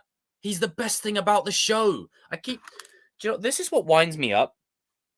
Crosshair's character has the makings of one of the best characters in all of Star Wars, and they're doing nothing with him. They're doing nothing. Like, they drip feed a little, and then they push him to the side because they know he's the most interesting character. Like, Crosshair is that dude. Like, come on, do more with him. Have you watched You on Netflix? Nah, I haven't seen it. It doesn't really look like my cup of tea. Have you seen Last of Us? I've never really been a huge Last of Us fan. And then after hearing the controversy of the second game and the treatment of characters like Joel, I was just like, So, I mean, I might watch it, but the thing is, for me, I can't jump on something when it's popular and everyone else loves it. And I know people, someone will say, oh, Jacob, that's just, come on. It's just not who I am. When everyone's hyping shit up, I can't get on it. Like, I'm just like, what's wrong with it? Like, it's, yeah. Season 4 has apparently been written. How many seasons do you think they have left? Start playing the end game for the show. I think you could go with this show forever. Like, that's the beauty of it. But I think I'd say 5 or 6. 5 or 6. And I think it will probably end with Din Djarin's death at the end of the show. Season 3 is going to be 35 minutes. Fucking hell, is that including credits? Jesus Christ. Right, I'm just going to go get my squash. I will be right back after these messages. Let's play a little clip. See how long it takes me to get back. Talk amongst yourselves in the chat. Let's just play that one. There you go. It's funny. Not that hot. This guy woke up this morning. He was white.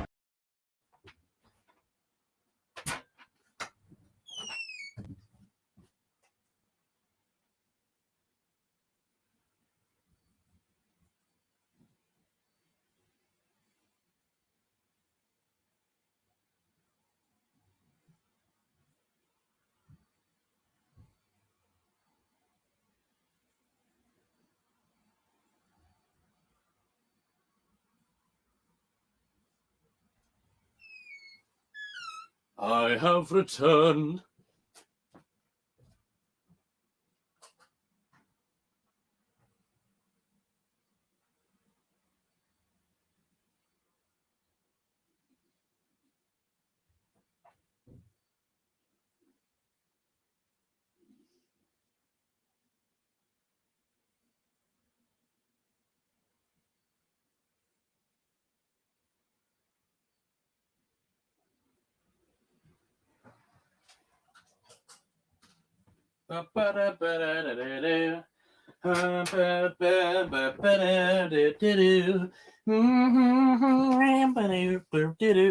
I am back. Oh, what do you mean you're back? Where'd you go? Went to go get a drink. All right, here we go. Got to be careful because whenever I leave it in the freezer, there's always like an icicle that comes flying out, shooting at me. There you go. Look at that, frozen squash. Oh yeah. Hey, Teabag was a different breed.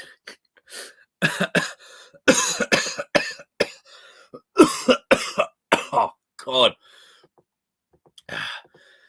Oh Jesus. It's just good business. Oh.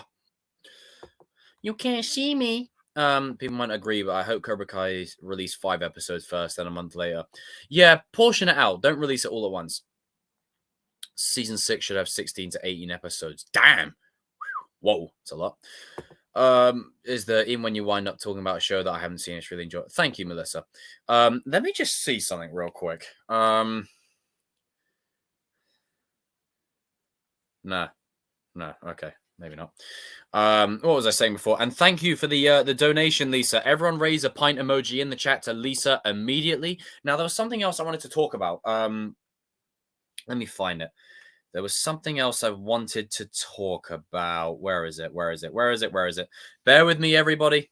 Bear with me. Yeah, I saw it, dude. Here it is. So a couple of my friends are working on a little indie project. So quite literally, and they've got an Indiegogo live that is open for donations. So now, obviously, you guys have known me long enough. I'm not going to ask you to do anything out of the ordinary completely. But what I will say though is, I would greatly appreciate it, even if like you just went on over there and you spread word and you shared it around, just to raise as much awareness as possible. That would be really great. I know I would really appreciate it, and I know they would really appreciate it too.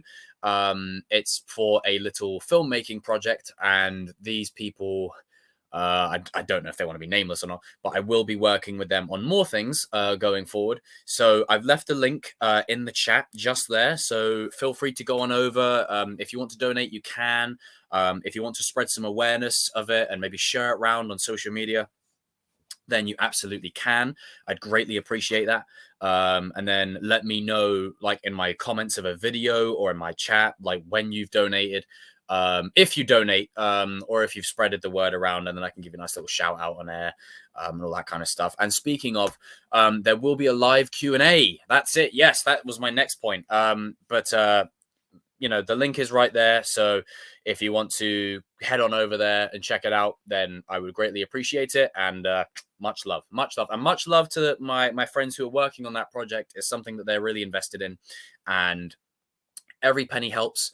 And every story share helps, every like sending it round to someone or saying just, hey, John, check this out. Like that is more than anything. So would really appreciate that. On a quick side note.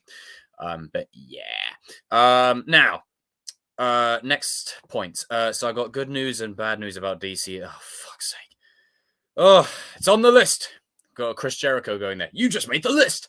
Just talking about DC is just tiresome. Don't worry, Adam. It's all right. Just show up whenever you show up. It's fine. 6 and 9 of Bad Batch season 2 are decent. We got to see Gungi. Yeah, there's a moment in that episode where he's like sat and he's like hiding into his arms because he's scared. And it just makes you wonder how many of his youngling squad survived. I guarantee you they're all dead, and he's probably the last one. That's so heartbreaking. Isn't enough to wrap everything up in season 6. I agree, Kevin. More episodes. Tell me what I want. Jesus Christ, Batista was on some crud with that. Speaking of DC, I think Batista could play a great Bane, a really good Bane. But then also, I think not even just him. I think Florian Munteau as well. Munteau, who plays Victor Drago, I think he would be a great fit as well. One second, guys. There we go. But yeah, everybody follow that link above if you want to check it out and have a little look-see and spread a bit of awareness. Or if you want to donate anything, it's totally up to you. But yeah, legendary. Now, back to my original point. Live Q&As. That's it. Yep, live Q&As will be returning. I'm going to try and do one once a month. I'm going to try and dedicate a specific day. And when I deadlock a day, I'm going to fix that day, and it will be a live Q&A. I'll probably do it on a Saturday, because that's generally speaking when most people will be off. And it gives everyone a chance to talk to me, whether you're UK, US, Canada, Europe, wherever you're from. And I've said this before, that I will continue to keep doing live Q&As for as long as I'm able. Because when you're sat here and everyone's asking you like 2 to 3 questions for 3 hours you're there for 3 hours. Like literally, I had, how like in The Simpsons, Homer had an arse groove around his arse. I literally had that on this mattress because I didn't freaking move for 3 hours. Actually, no, it was like 4 hours actually. So yeah, So I'll put out a little guideline that, 2 to 3 questions max, and no much longer than, like, let's say 5 to 10 minutes kind of thing. Will it be after 10 p.m.? Oh, it'll probably be late anyway. So it'll be on a Saturday evening. Do you know what? Let me look at my calendar right now. Let's check it out right now, because I want to do it sooner rather than later. And there's also a bunch of people that have been asking me, when are you doing live Q&As? I want to talk to you, blah blah blah blah blah. And no one appears. They can't appear because of different time zones or whatever. So I'll try and do them at least once a month, so that way there's always an opportunity to do it. And I'll keep doing them for as long as I'm able. But if the channel gets to a point where it's kind of like, I mean, I'm on 7.5K now, but if it gets to like 10K and it's too much, then I might have to not do it. But I'll see how it goes. I'll see how it goes. So I'm going to deadlock it in for Friday. No, stupid Jacob. Saturday, March 11th, live Q&A, where you can all come in and ask me questions. Right. So Saturday, March 11th, live Q&A. Okay. Live Q&A. But also, no screen hoarding. Don't stay on screen for like half an hour, because I'll have like 30 people to get through. Because whenever I do live Q&As, my Kings of Pop Culture stream, sometimes we have about 20 odd people. But I think, whenever I stream solo, I always get more. I'm just it's just because, I'm just saying. But also, I want to make sure that I give enough time to everyone. And there will be probably one once a month. As I said, there was channel changes, and one of them was live Q&As. So I'm going to really implement that now. And I know it gives you guys a chance to come in and ask me questions. And it's my way of giving back to, you guys for giving so much to me. So it'll be great. And also, there will be rules. So as much as I have profanity and stuff sometimes, that's on me. Like, if I get in trouble for it, it's on me. Don't come in swearing, guns are blazing. Don't say anything completely unsavory, if you know what I mean. Keep it within reason. And yeah, don't like bash any other opinions that you may hear, kind of thing, because that's happened before. And just be respectful of others, So yeah, that'll be that's the prerogative of that, really. Hey, drink it in, man. That Omega and Tech Cave scene. I love that scene. That was really good. They've given I tell you what, Tech has had the most development this season, in my opinion. Yeah, I hear you on that one. No politics. Yeah, no politics, please. When are you going to do a watch party for Too Fast, Too Furious? Good point. I mean, I did one for the Fast and the Furious, and I never ended up doing a Too Fast one. We'll see. It'll just be a case of, in the run up to Fast and Furious, I might do a watch party with the lads, because it would just be funny, especially because full on Toretto barbecue on YouTube. Come on, but we'll see. I mean, I've watched it since, obviously, but not watch party's sake. So we shall see. I'll probably be on for another 23 minutes just to go to the 2-hour mark. Got a lot said in this stream, from Ant-Man to Marvel and DC and Star Wars and everything. But yeah, it's great. It's in a good space with this channel at the moment. Within a good space. I know I haven't really been active much, as opposed to, I think during around the time of season 3 and 4 of Cobra Kai, I was active on this channel so much. I just fell off because just commitments and priorities. And I'm really pushing forward with my acting now. That's really my focus. And the good thing is I've got this where I can promote my stuff now. Like, you guys can see my acting works, and it'll be like, oh wait, Jacob, you actually act? Yeah, I do. I don't do these things that these YouTube people do, where they put a bunch of random skits to go and say, oh, it's a fan film. It's like, no, I genuinely want to be a full-time professional actor. Like, that's my main goal. And that's always been my main goal. But this is, for me, is like a space where I can talk about my creative passions, or my love of pop culture with you guys. And it's a nice safe space. It's for you guys, and for us all. I mean, again, we don't all agree. And linking back to what I said earlier on in the stream, the reason I don't want my channel to hit 1 million odd subs, 10K, like, if I can get maybe 20K, that would be more than enough for me. 20,000 subs, that would be fine with me. Like, that would be a good amount, because then I know I've got people that are coming back that have been here since day one. And the great thing about this is, I've got people in the chat who are teenagers who are literally growing up while watching me, and I'm seeing them grow. It's crazy. You know, people are going to college and university and getting jobs, and I'm just like, man, for a couple of years ago when I started and you're just some dude in the comment section, like, it's crazy. It's great. I love it. I love it. It's just seeing the evolution of how people and getting messages from people where they say, oh yeah, your streams kind of push me to go to college. It's great. I love it. I really love it. AR, thank you, man. Where's Nala Say? Oh, she'll probably return by the end of the season. Full-on voice actor. Well, tell me more. Screw fan films. Frankie, exactly. And you know what? Thanks, Lisa. Is when I hear the term fan film, right, immediately it's in a box because most fan films suck by and large. Now, if it's like the Darth Maul fan film, holy shit, that was so good. Honestly, I don't count that as a fan film. You could class that as canon. That was that good. Better than most of the stuff that Disney made. But there's certain fan films out there on the YouTube scene that are just someone gets a camera, they shoot, they edit, and they post. And yeah, there's no acting, filmmaking going into it whatsoever. It's just because, you know, you're looking at me, you look at me, you look at me. It's just an ego thing. I hope I bumped you one day in the streets of London. It'd be so wholesome. Oh God. Just yeah. Hey, what the hell are you doing? Oh, AR. It's nice to meet you. Yeah. You know, those Cobra Kai sort of interactions. But yeah, it would be pretty cool. It'd be pretty cool. Do I like independent films? Yeah, I do. And that's what I was saying earlier. Is my tastes for films and TV shows have really diversified the last couple of years because I'm not the same anymore. You know, like I love my sci-fi, I love my action, but I'm so entrenched in story now. It's ridiculous. Like I love the nuances of breaking down a character, understanding who they are, where they come from, why they do the things they do, what motivates them, what drives them. And this is why I get so much shit when I say that Robbie has to win the Sekai Taikai, because people go, no, but Miguel. I get shit, like, shut up. Like, it's cinematic language that people don't understand. Johnny starts Cobra Kai, Robbie ends it.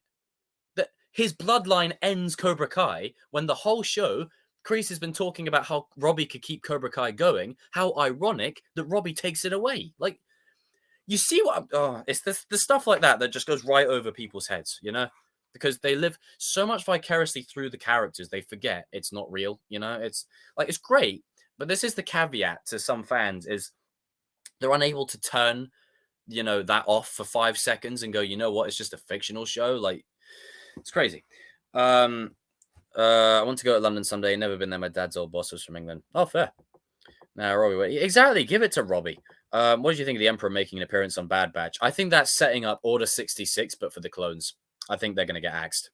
It's going to be a hunting them down kind of thing. What do you think of Fantastic Beast movies? Like, the first one's all right. Second one, I don't know what the hell that was. And then the third one, you know, the first one's all right, though. I like the first one. The ending, you know, the first one has such a great ending. Like Jacob's ending and his arc with the Obliviate and the rain. That was sad, man. Miguel, exactly. This is what I'm saying. Miguel doesn't need the trophy. Miguel has exceeded a silverware. Now you could say, oh, well, why does Robbie need it? Because there's so much more attached to it. Robbie is Johnny's son. I know it's controversial to say, but it's like Apollo Creed and Adonis Creed. Robbie is Johnny's son, right? And just imagine a scene between Daniel and Robbie where it's literally like the scene out of the first Creed, where Creed says, I got to prove it. Rocky's like, prove what? That I'm not a mistake. Just imagine that line for Robbie. Just imagine the emotional value in that line where Robbie literally says, I had to prove I'm not a mistake. Like, just imagine that. The emotional gravity. Shit. Exactly. Let him prove it. And it's like, I mean, literally, Miguel called him already when you are runner-up. They're setting it up. Like, they literally set is right in front of people's faces. They were going to have Robbie, and people keep forgetting, Robbie was going to win in season 4. They had him win, and they changed it last minute. Why do you think that is? If Eli can get a trophy, so can Robbie. Like, I'm sorry, Hawk's great, but if Eli can get a trophy, then Robbie for sure can. And Lawrence and LaRusso winning on the grandest stage of them all at a global setting brings it full circle back to the original movie with Lawrence and... See, cinematic language. Come on. Not a lot this week, but I played a shitload last week. I might play a bit after this before sleep. Who would fight Robbie in the finals, though? You see, this is where everyone's going to go wrong, is they're going to say Miguel. No. Sensei Kim's dojo. Come on. Like, and make no mistake, right? If Miguel wins it, then fine. I'm sure it'll be good either way. But Miguel, for me, is going to have the Robbie arc this season in the aspect of, without Miguel, you ain't winning it. Miguel's going to take out 10 fighters and Robbie's going to take out 5 key fighters. That'll be the difference. You need Miguel. But I'm sorry, Sam and Robbie, it's their time. It's their time. Come on. Miguel doesn't need to win. Miguel's already winning. Like, it's Robbie that needs it. Exactly. It doesn't add anything to Miguel's character that wasn't already there. This is why I say I prefer Robbie over Miguel, because as much as I love Miguel, we've seen Miguel's character every single... Like, he's the standard protagonist you see in every movie or show. You know, the character gets knocked back down, they get back up, and that's great. But with Robbie, you get a dynamic which is different and fresh that you don't see often. And I think there's a great story in having him win, you know? And that's why I said, the best thing about being me, right? Yes, there's a bit of ego in that. Context and nuance. I'm completely aware that if Miguel doesn't win the trophy, what do you give him? All right, you set him up to have a fight with his dad, like a real life fight. If there's one character I would pick out of the whole Cobra Kai mythology to have a real fight with his dad, Miguel, like, it will make Robbie and Johnny's fight look like a walk in the park. This will be bad blood, literal bad blood between father and son. Miguel versus Hector. Yes, please. That brings Miguel's arc full circle back to episode 1. Come on. It's right there. There's so much stuff that's right there. Like, I could be wrong, but that's what I would personally do. Exactly. Kiss up to some schmuck who acts in a movie. Do you know what? I could just imagine you saying that in your accent as well. Kiss up to some schmuck who acts in the movie. Fuck that, you know?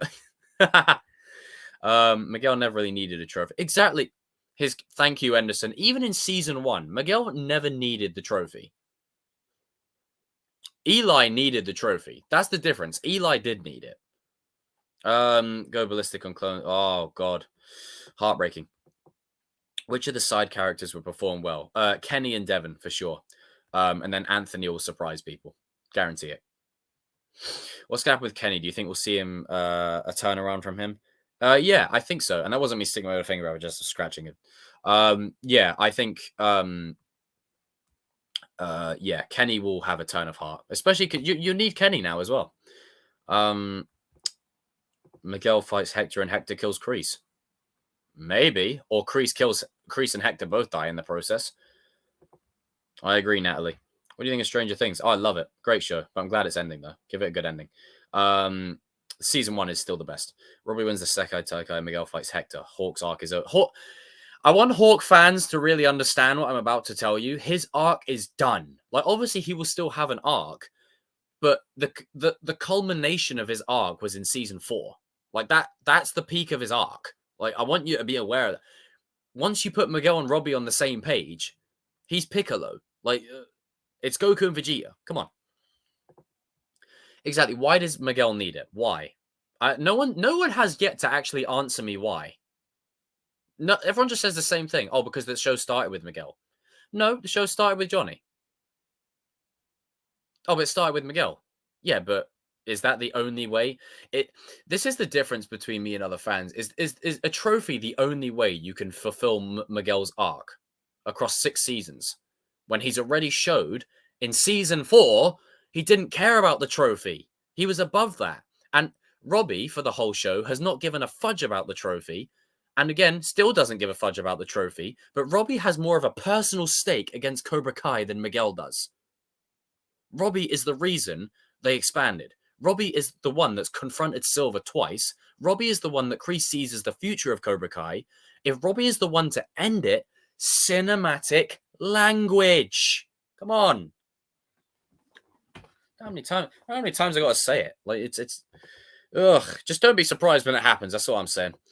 If it doesn't happen and Robbie doesn't win, then I'm sure they'll give him a fulfilling arc. But for me, you do a disservice to the show and the character and even Tanner himself by not having him win. Yeah, I agree. I agree. They're bringing Ezra and Thrawn into it. You know, you want to do that right. And I think, you know, there's so much to put it this way. I don't think there'll be much animation Star Wars continuing. I think most projects will be live action going forward. Primarily because they're casting live action versions of every character now. I think, you know, the likelihood of having an animated show anymore is very slim. But Ezra and Thrawn definitely going to return. Yeah, we will. Exactly. Give it to Robbie as Robbie Lawrence, for Christ's sake. It's literally Creed's story. Like it's Creed. Come on. Called the Montauk Project, which is a conspiracy theory from the past. Long Island, New York. New York. I got to visit New York one day, the Big Apple. I got to visit there. Final 10 minutes, people. Get those final questions in. As of right now, we are on 26 likes. We are 4 likes away from 30. Smash that like button. Robbie, exactly. Robbie ends the tournament with a Miyagi-Do move. Because again, right, who's Daniel's main student? Robbie. Who hasn't won? Daniel. Which dojo hasn't won? Miyagi-Do. Who still needs to win? Robbie. Who still needs to win? Sam. It's right there. I mean, have you guys seen the fan poster? Or I say fan. You know, that's I think the poster that Let's Be Water created was let's just say that poster was freaking amazing. I don't know if Let's Be Water will see this, but that poster was insane. Where it's got all of them in like Miyagi-Do gis and shit, and I'm like, yo, that should be the official poster. Exactly. Everyone will be in their prime. People that think season 5 Kyler could beat season 2 Miguel in a fight. Oh God, get out! Stop it. Kenny and Eli, the Hawks. Give him a mentor role. I can see that being the case. Like, obviously, Robbie and Kenny is still the bond, but I think Eli and Kenny will get on well. Robbie wins with a modified version of the crane kick. Oh, God.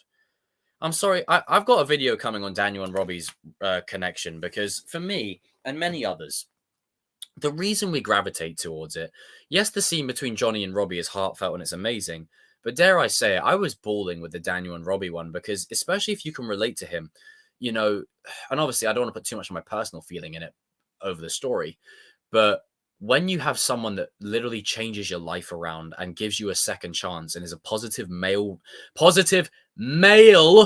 I said it, male role model in your life, the difference it can make to a young man, it's so true. The difference it can make to a young boy's life having a positive male or role model to look up to. And that's what Daniel was for Robbie. It's so important. Which is why Robbie should win. That's why Robbie should win it. Agreed. We only got that in season 1. We got it a bit in season 2, but season 1 was where it was predominantly at. If I don't pass trig this semester, my dad's going to shit in my mouth. Hello there. Love the classic Jacob solo. Yeah. That's what's up. Miguel trains Anthony as a parallel to Robbie and Kenny. Now, that would be nice. But I think they teased Robbie and Anthony working together a bit more because they were training in the background. Or maybe that could be it. Maybe do you know what? Maybe you're onto something cool, Game Boy. Maybe Eli is what brings Anthony and Kenny together. That's a good point. I like that. That would be a really good arc for Hawk in season 6. And I know some Hawk fans won't like it. Look, Hawk is still that dude. He's still going to be dangerous and he's still going to be lethal. But the bulk of his arc is done now, you know? How do you mature his arc? Well, you have 2 characters that are literally Robbie and Miguel all over again, and Eli's lived through it to where he can put them at peace and break the cycle from being a mentor. That's so good. I would do that. That's a very good shout. Very good shout. Still 4 likes away from 30. Let's go. People are overrating Miguel and Hawk way too much. Robbie needs the win. He needs the win. Just think of the emotional payoff, right? Have you guys seen the movie Southpaw, right? Southpaw is one of my favorite movies of all time.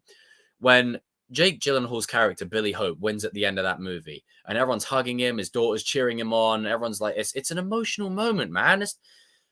It's so good. Yeah, Hector will come back. My role model is Jacob Ship. Ah, thanks, dude. I mean, like J. Cole said, no role models. No role models. Be your role model, sir. But I do appreciate that, brother. Don't save her. She don't want to be saved. I want, if that ain't the truth, I want Red Mohawk to come back for the second attack. I agree. Chosen Live 19 debate. Damn, I forgot about that. Chosen Live 19. Really? Oh, God. I haven't watched that in years. All right, that advert could have got me demonetized then. You know what? For old time's sake, let's pull it up. Let's pull it up. Oh my God, this is a throwback. Holy shit. And I got the hair very much similar as well. If you're ever in New York, you got a place to stay. I'll be official tour guide. Best pizza, best bagels. Cannolis? It'll only cost you your left pinky. Hey, bro. Hey, my man. My man. I'll treat you to a beer. I'll treat you to a beer, son. Thanks, Frankie. I got tour guides in every state now. That's what I love. Anthony get a big moment in season 6 and pay off the foreshadowing. Exactly, Kevin. They wouldn't have done that for no reason. Yeah, I agree. No, don't have him have the red mohawk back. No. Leave that for season 1 and 2. I'd say give him a green one or a gold one. What could happen to Terry Silver? I'm going to do a video on that because that's a whole can of worms. Now, this is a throwback. This is nostalgia. I have not seen this in a long time. Oh my God, look at it. You can tell it's old because it's got the StreamYard layout. Jesus. But I want all the Spider-Men. I Dimitri. I like Dimitri at certain times. And I don't. Let me say. No, I'm Definitely. Where is it? Where's the remote? Guess. No, guess my. Wow, that's a throwback. I completely forgot that all of that existed. Oh my God. But that was where the bond between me, RJ, and King was formed. The three amigos, you know. I look back on that time with fondness, you know. Man, memories. But shout out to them stateside, by the way. Shamoon, Cody, RJ, and Darius. They're all in Atlanta, having a great time, which is awesome. And that's just it's heartwarming to know that, you know, I sort of championed that. It was great. I did well. Hey, nice one, Natalie. Purple mohawk back. Hey, that purple mohawk was so freaking good. They gave us that purple mohawk on purpose just to cut it off. How dare they? They know what they were doing. They know what they were doing with that. There we go. Bright light, baby. Come on. Focus camera. If this camera would actually focus. Right, it's not focusing. There we go. 1, 2, 3. Someone asked me if I was serious about my little fan film thing that I mentioned. Oh, yeah, I'm serious about it, but I'll reveal more down the road. You should do a Kahoot quiz. I could be tempted to do that. I might have to get Evan and TCK to collab. Got an A on it. An A! Hey, everyone raise a... See what I did there? Everyone raise a toast to Natalie in the chat right now. Well done. Thank you for the inspiration. Hey, Natalie, what's that line?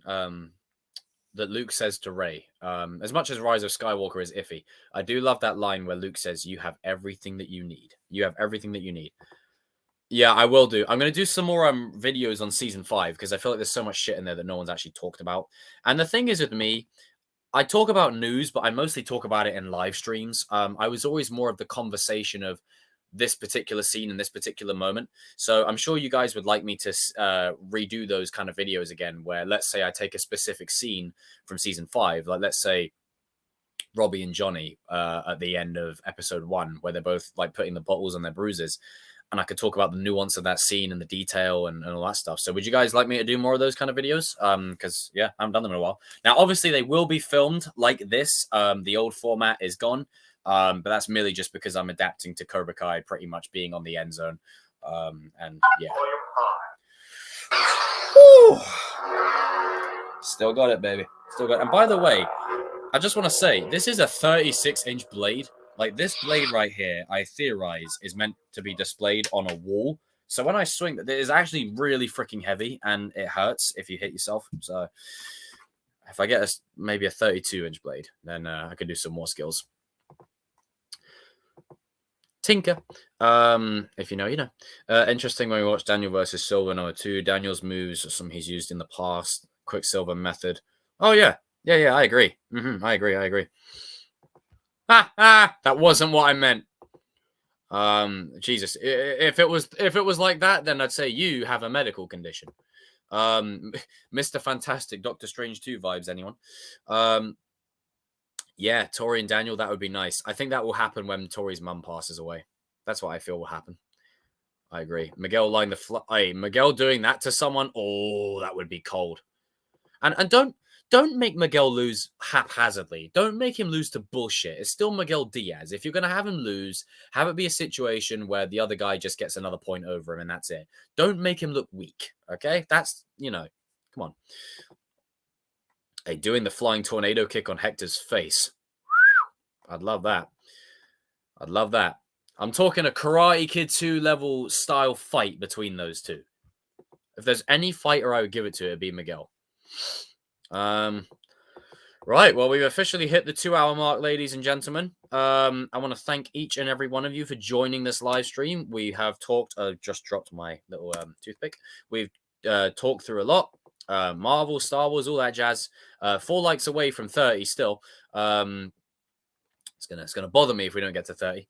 But I want to thank everyone who tuned in. There is a live Q&A penned for Saturday, the 10th of March. So be there, be square, get some questions ready. I'll be posting something on the community tab to give you guys a guideline as to what's going to happen and what to expect. Prepare maybe 1 to 3 questions max. And all that kind of great stuff. And I just want to appreciate you guys again, because I mean, with Cobra Kai coming to an end, a lot of you could have just said, all right, Cobra Kai's done. Bye-bye. We out like Flint. But no, most of you guys are managing to stick around, and I'm really grateful for that. So I really do appreciate it. And I appreciate, all the OGs from Natalie to Lisa to Anderson to AR to Call of the Cobra to Kevin. And then, Zephyr. Hey. What's up, dude? Thanks, brother. I hope all's well with you. And also, happy belated birthday. And I said it before, but everyone put a happy belated birthday message to Zephyr in the chat. Old channel for young stupid fool. Melissa, Frankie, Zoe, Tinker, Bell, Lucifer, Kevin, Melissa, Lisa again, Darth Prodigy. Shit, I've had a lot of people in the stream tonight. Just make sure I get through as many as possible. Army Men Life. Tristan, I know you were up there somewhere. I can't be asked to scroll the way up, but yeah, thank you everyone who tuned in. Really appreciate it. So yeah, Kings of Pop Culture will be back this Sunday. The only difference was funny. Cheers, MB. I just needed a bit of sleep. Just been feeling a bit under the weather, but we move. Keep an eye out for a Hogwarts Legacy stream coming soon to a stream near you. Marvelous. Now, what clips do I play for the end? What clips do I play? Let's play that one. Shut up! The fuck was that for? Take care, dude. I really need I need a proper outro. A proper outro. Biden! Shut up! I'm not done talking. I'm not done talking. Shut your mouth. Is there any more? Time that coffee. There we go. Time that awfully. God damn. But yeah, if you haven't liked this stream, smash that like button. We're 2 likes away from 30. I will see you all very, very soon. Thank you for watching, and may the force be with you. But not with Ant-Man 3, because that movie was trash. Yeah, peace out.